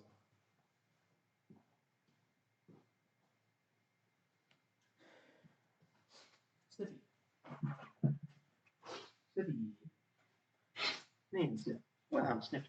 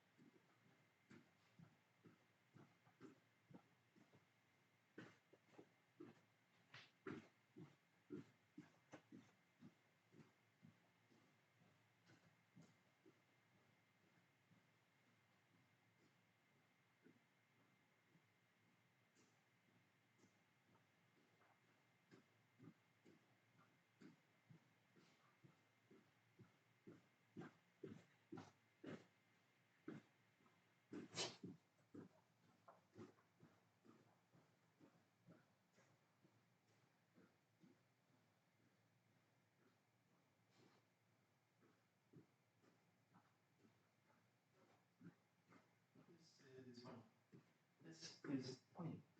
Come on. When am I ever gonna stop? Oh. Oh no. I want to stay through this. Ooh, that's fine. You know what?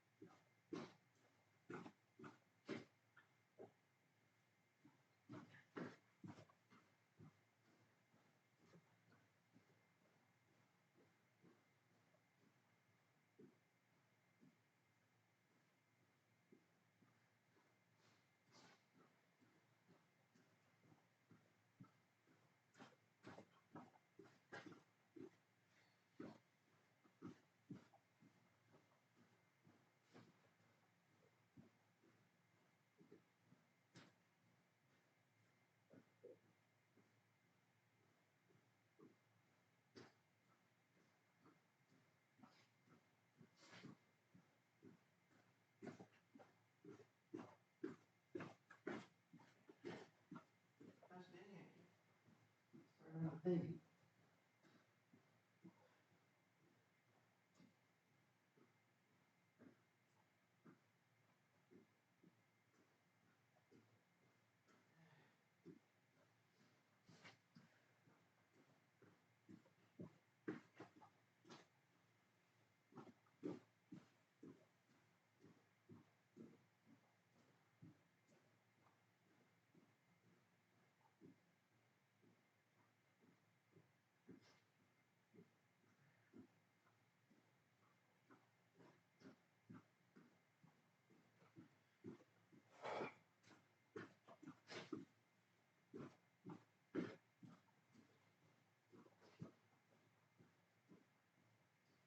NFL games are going on. Oh wow. Well, I'm not allowed to look at it until I'm done doing homework for the day, so that's funny.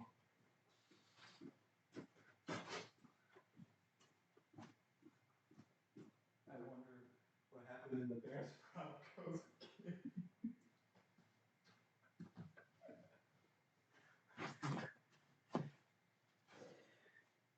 The most boring outcome would probably just be if the Broncos blew out the Bears. Oh man.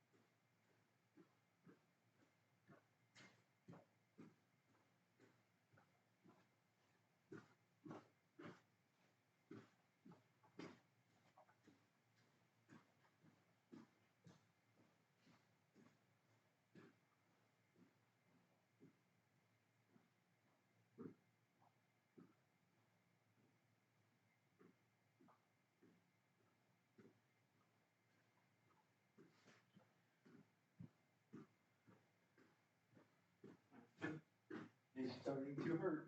Oh no. Oh no. Oh no.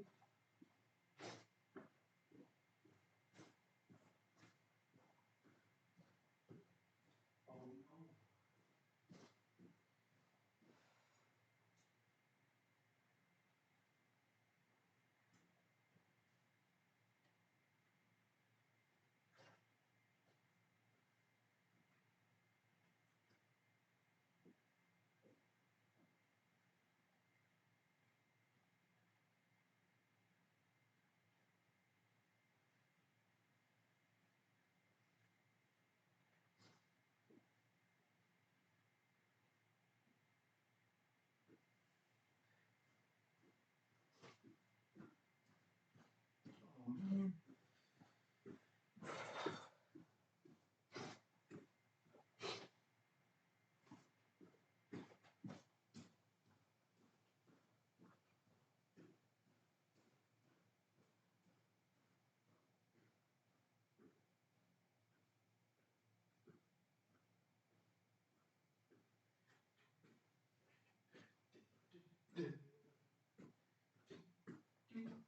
Ding, ding, ding, ding, ding, ding.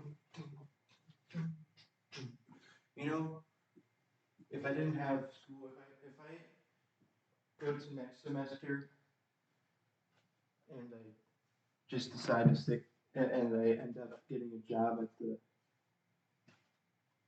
place where I'm doing the internship and I don't have classes next semester, maybe what I'll do is like um maybe what I'll do. This doesn't really make sense either. I was thinking maybe I just live here Thursday to Monday, but it's like on Thursday I would just be coming here to just eat dinner, spend the night, and then the next morning go to work. So it doesn't really make sense either. I would probably just come here on the weekend or something. I don't know. I'd probably just come here Friday and just spend the weekend here or something. Because it really wouldn't make sense to come here.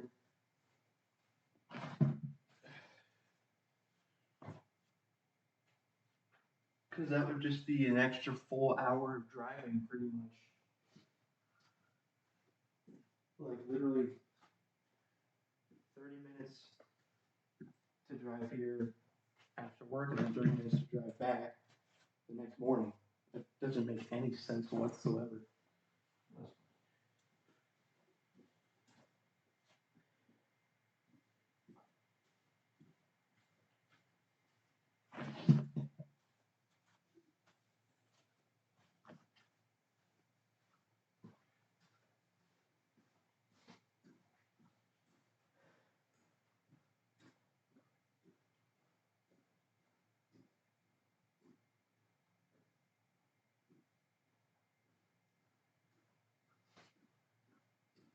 You know what's fun? Dude, I think I've turned into a morning person. I've turned into a morning person because I'm at my most productive if I get up in the morning. If it's really late in the day, I just feel so exhausted and don't feel like doing anything. Like I feel like I'm at my most productive right after I get up. Not like literally the second I get up, but like after I had a few minutes to kind of wake up and eat breakfast. I mean, if I eat breakfast, then I'm energized for the day. So I feel like I'm just at my most productive in the morning. I guess that is the definition of a morning person. Who would have thought I'm a morning person now? Because I was not a morning person at all when I was growing up. I was like the exact opposite of a morning person growing up. What turned me into a morning person? Like, I found out I was a morning person when I specifically chose to work as a janitor in the mornings rather than at night. Because I had the option to do it, what time? I can't remember, like, like 8 to 11 or something. Like I had the option to work either from 8 to 11 p.m. or like 5 to 8 a.m. and I chose 5 to 8 a.m.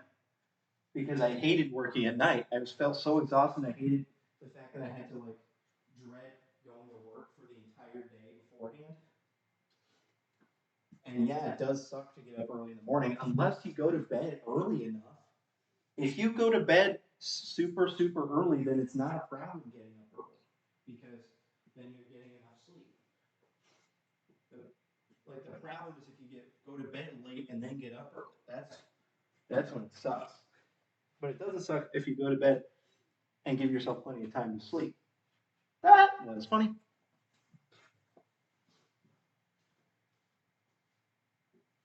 So like, if I get to a point where I'm working, where I'm just only working and not going to school at that particular job, then I might choose to get to work at like really early in the morning and then leave earlier in the day. Like I might decide to. I mean, I don't know how early they would allow me to come in, but I'd probably come in pretty early. Maybe 6. 6 sounds reasonable. Because like I would still have to get up probably an hour and a half before or 2 hours even before. So I mean that would mean I would have to get up at 4 in the morning. Do I really need 2 hours to get ready? I don't know. I mean it includes the time of getting ready and then going. But if I work from 6 to 2, 6 to 2 would be a good work day for me because I would be the most productive from 6 in the morning to 2 in the afternoon. Plus, I'll get there like 2 hours earlier than everyone else, hopefully. That was fun. So I get 2 full hours of working by myself.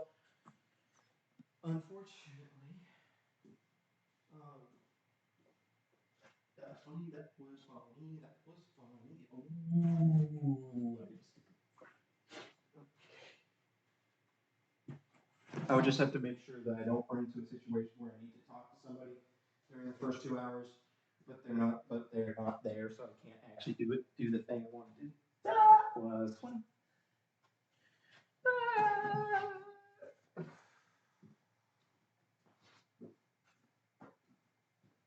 And I could get up even earlier than that too, to have even more time to myself. Because if I'm absolutely certain I am not going to need anybody's help for most of the day, I could get to work at like 3 in the morning and just work by myself most of the time. So perfect.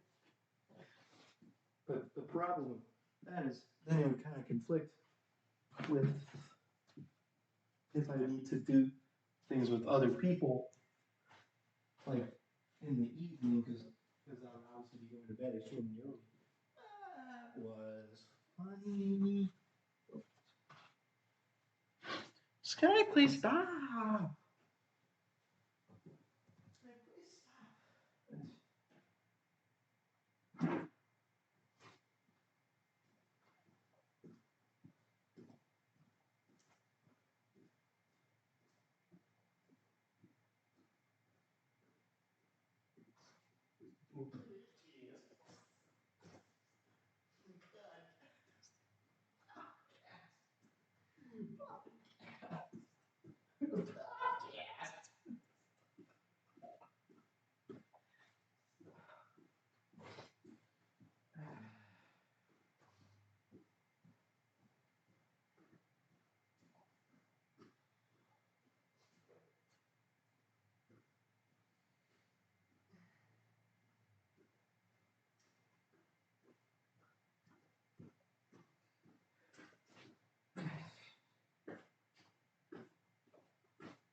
Dang, can't burn it.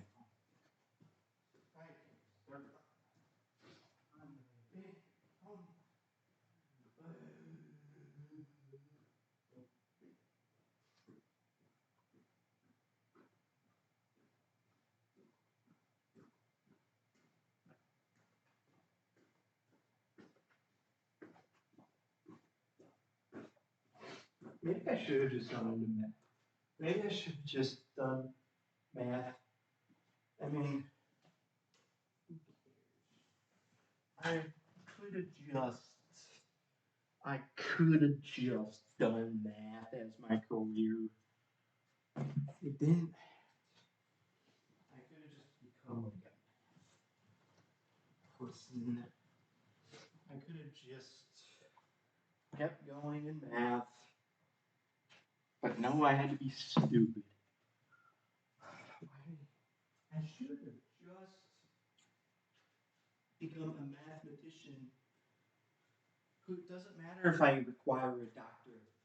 That would still be better than having to do boring old accounting.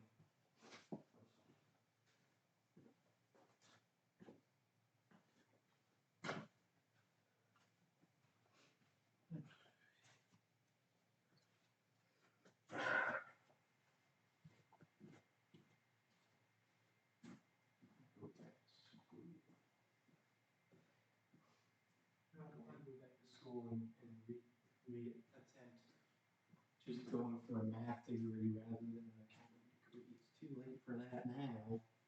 I mean, it's not too late. I just don't feel like going back to school. I don't feel like starting, like having a huge setback and having to like start back taking a bunch of math class. I mean, I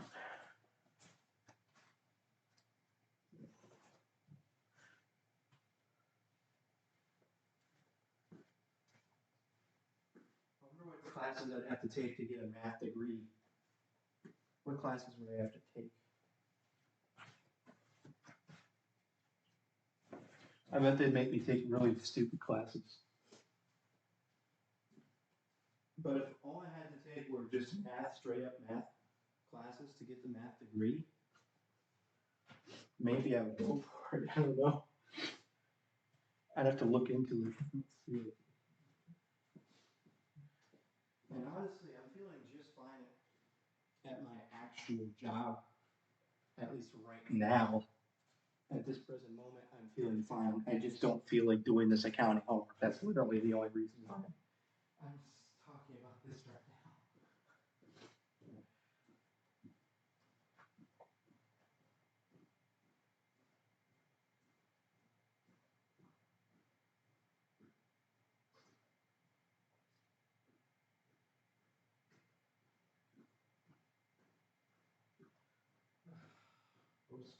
Like when I made the decision to switch away from math, I thought to myself, oh, it's going to be too hard to get a doctorate. It's going to be too hard. I don't want to do that. I don't have to write some kind of dissertation or whatever to get a doctorate. Why did that? That's the only reason you switched off of it? Is that really the only reason? Because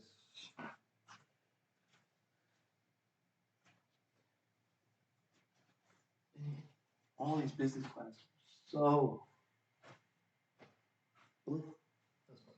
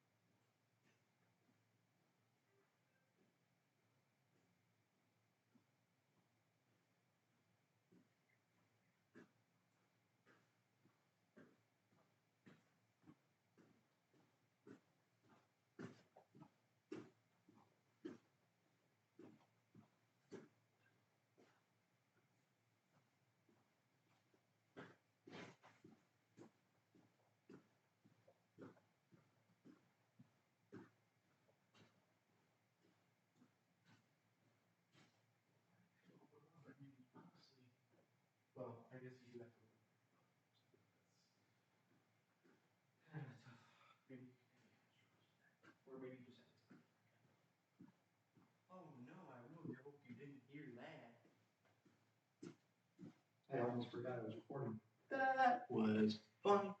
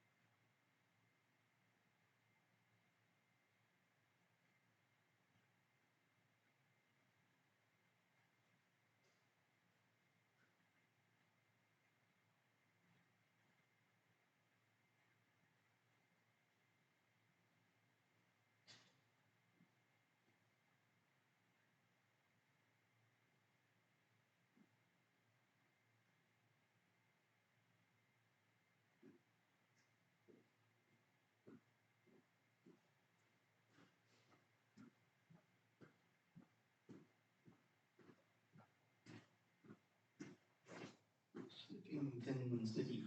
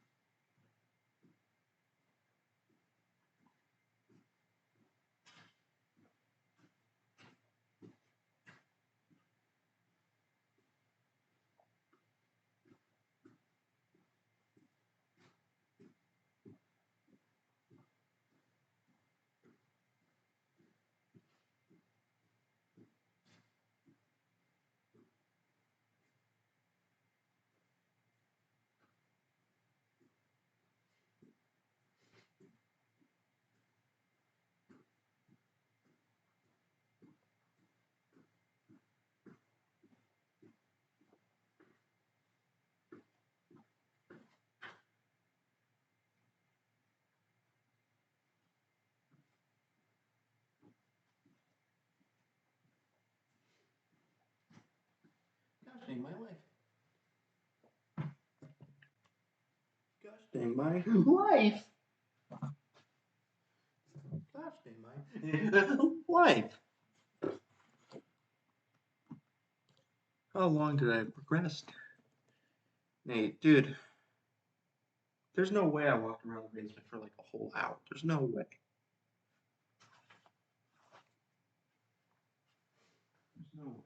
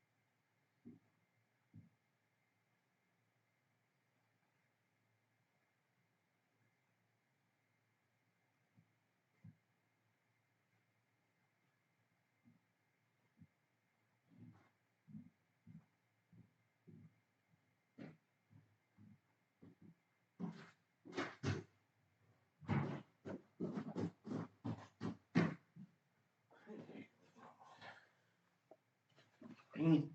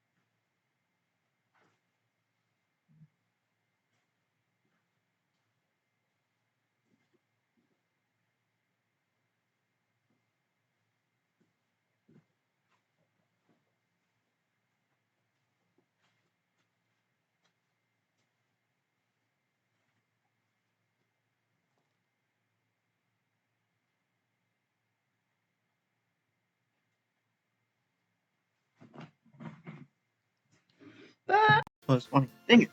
I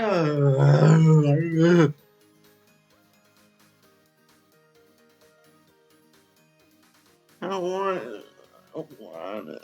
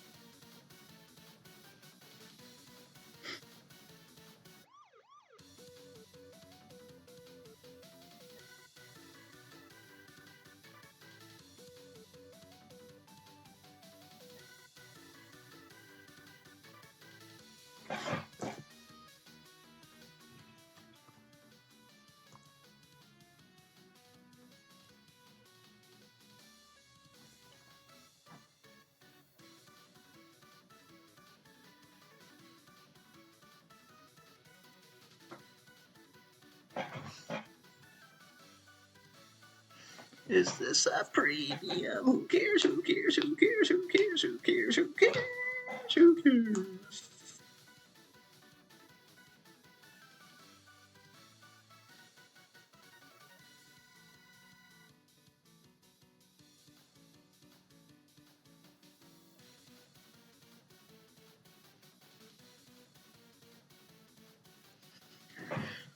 Oh.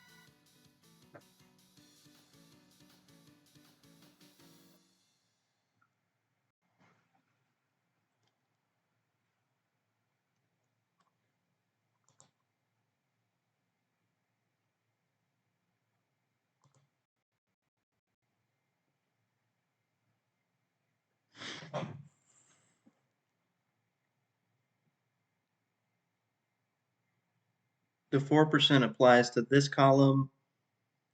The 3% applies to this column. That's what you need to know. And this number, I don't know what I was doing wrong the first time I did this question. What was I doing wrong?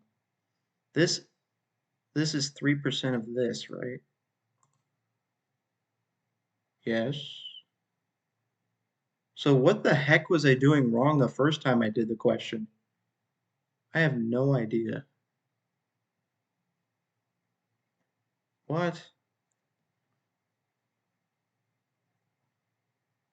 What the heck was I doing wrong? Wait a minute. Yeah, I don't know what I did wrong the first time I did the question. What? Seriously, what was I doing?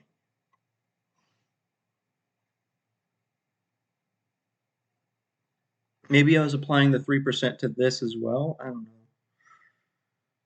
know. It had probably said something to do with whether, which one I was applying to what. Because this is 4%. You applied, pays interest at this, and it yields this. So the difference is this. So, yeah. Yeah, the difference between the yield interest and the... Yeah, I'm just stupid. I don't... What was I doing the first time I did the question? Gosh dang it.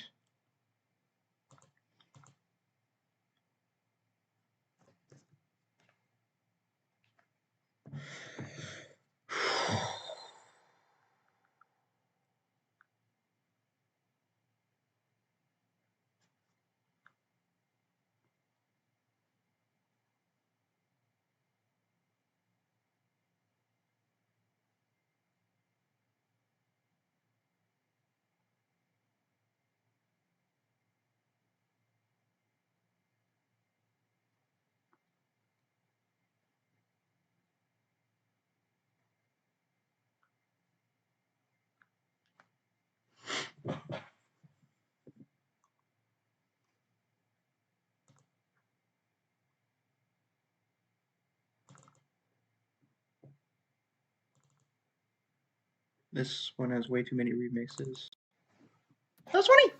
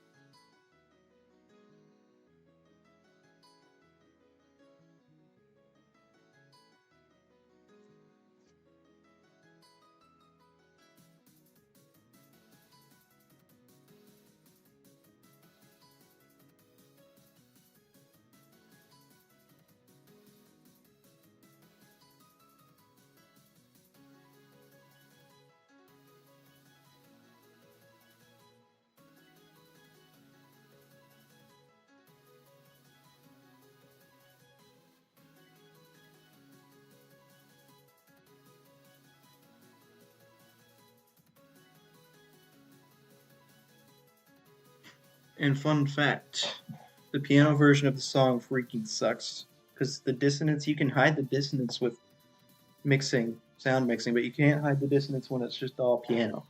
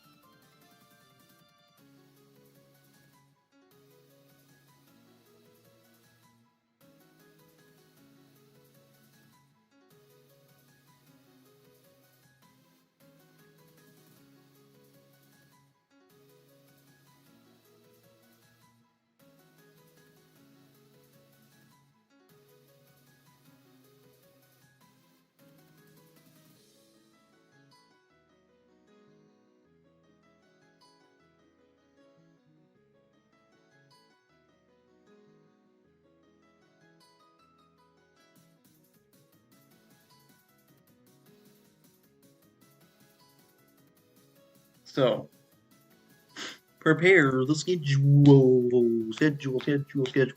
Schedule. Gosh dang my life. Gosh dang my life. Gosh dang my life.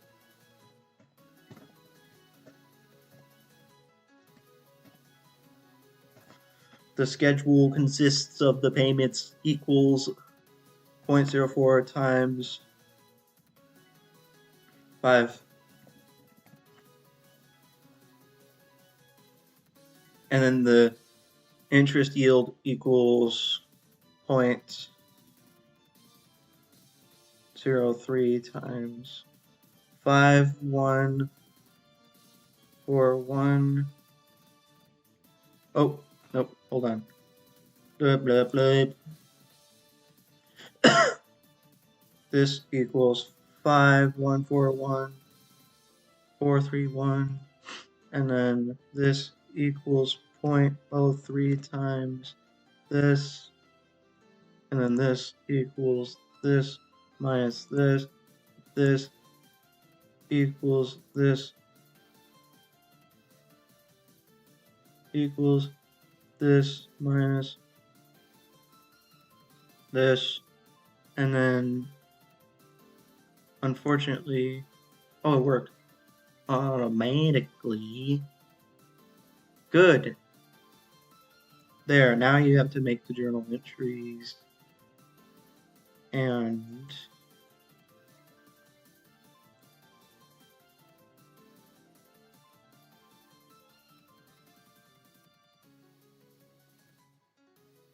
so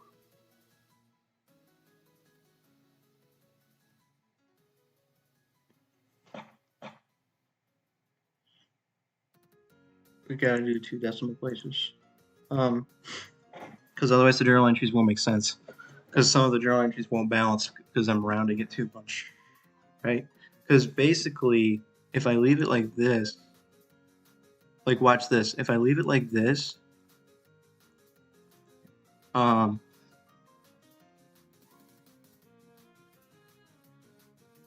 7 plus a 3 does not equal a 4.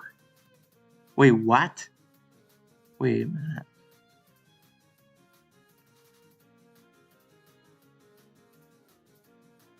I'm a stupid moronic. Okay, whatever. I'm just. Is there gonna end up being weird mistakes due to rounding? I don't think so. Never mind. I'm just gonna leave it like this.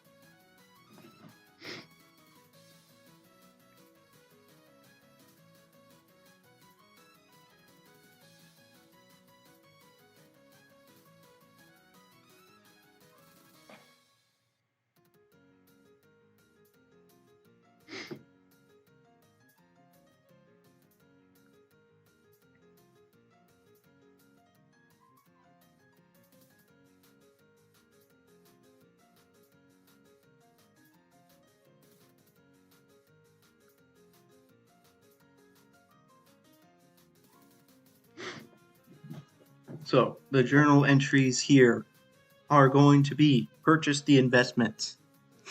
To purchase a bond, you purchased a bond. Bond. Do you just say bond here? Do you just say investment? Like, what the heck is... Oh, come on. What? Let me see.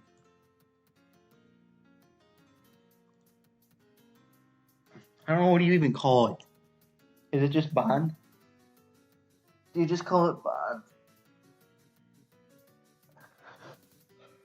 Or do you call it hold to maturity? HTM security or something? Oh, wow. What do you call the thing? Gosh dang my life. Open the thingy. What are you doing? It's not opening it. What is it? Why did it take that long to open? Okay. Investment in HTM securities. Okay, that's what it's called.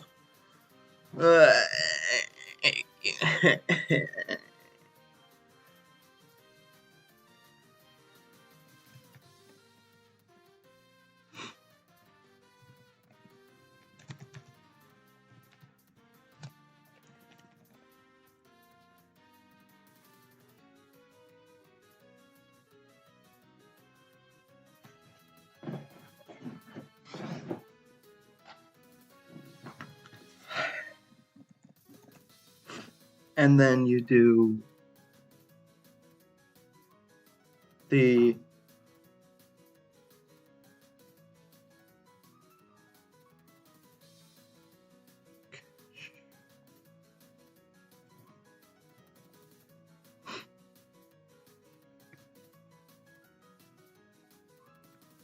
do you just record it as a premium? Premium. Do you just record this as a premium? Like, come on. Don't take 5 years to open the thing. Like, what? Why does it do that? What? What? Why don't you record a premium? What? What? What's going on here?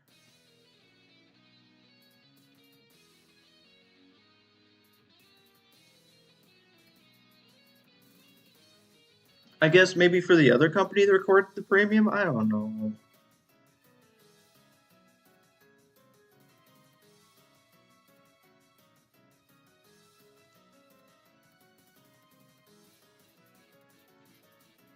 I don't know what I'm getting confused here, because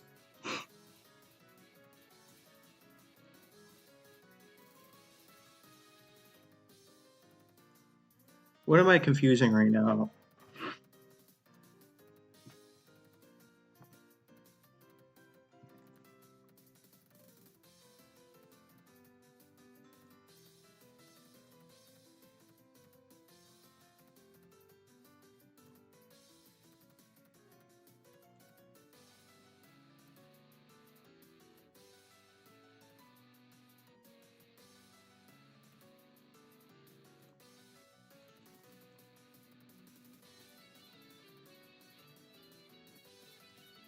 I'm gonna kill myself. Oh, that's funny.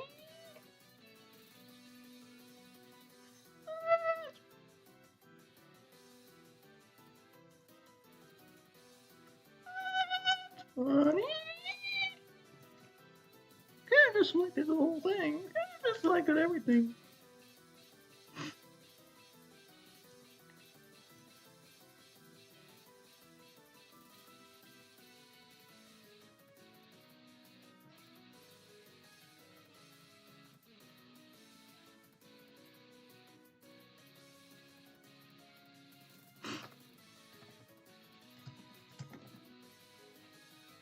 Oh, funny.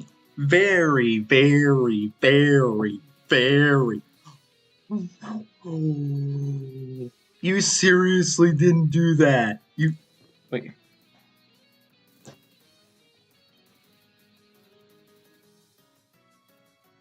All you have to do is do you just have to credit the investment?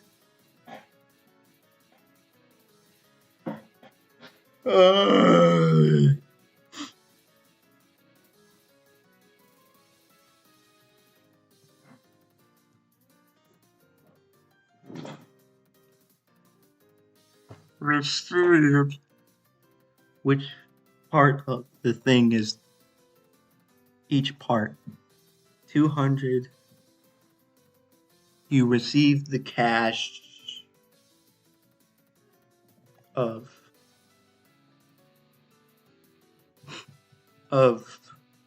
200. Then you receive, and then you record a thingamajigamajaji.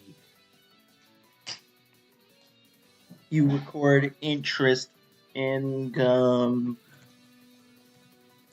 of 154 to 43, and you record. What's the 45,000 thing gonna be? Gosh dang it.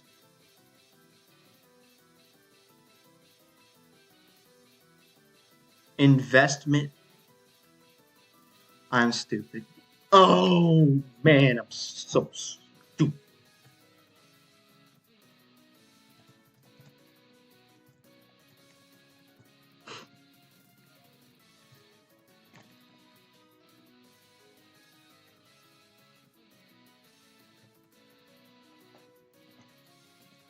Everything is just everything. I wish it just would automatically fit. Just automatically every time you push enter, everything automatically fits. Like, why do you have to? Can't it just automatically fit column width every time?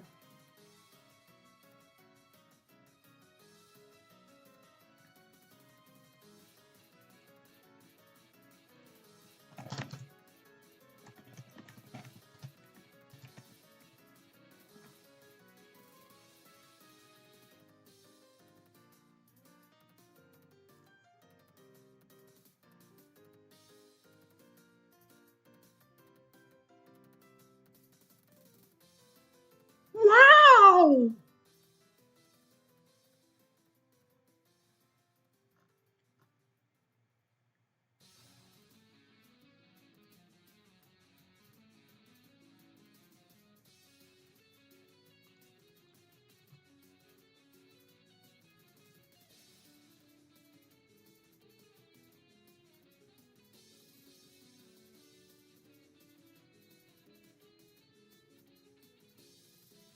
A VBA macro is required. That's wonderful, folks. Why can't that just be a thing? I mean, why would anybody ever want it to not automatically fit every time? I mean, that should just be the default. Why should you have to manually fit it every single time? I can't even conceive of a reason why you wouldn't want it to always just automatically fit.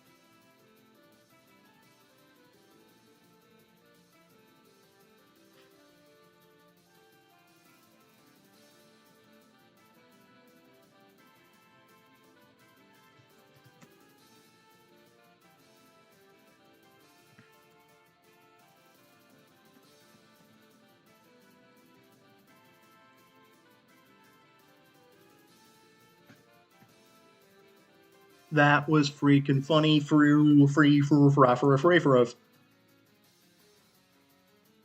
I'm going to.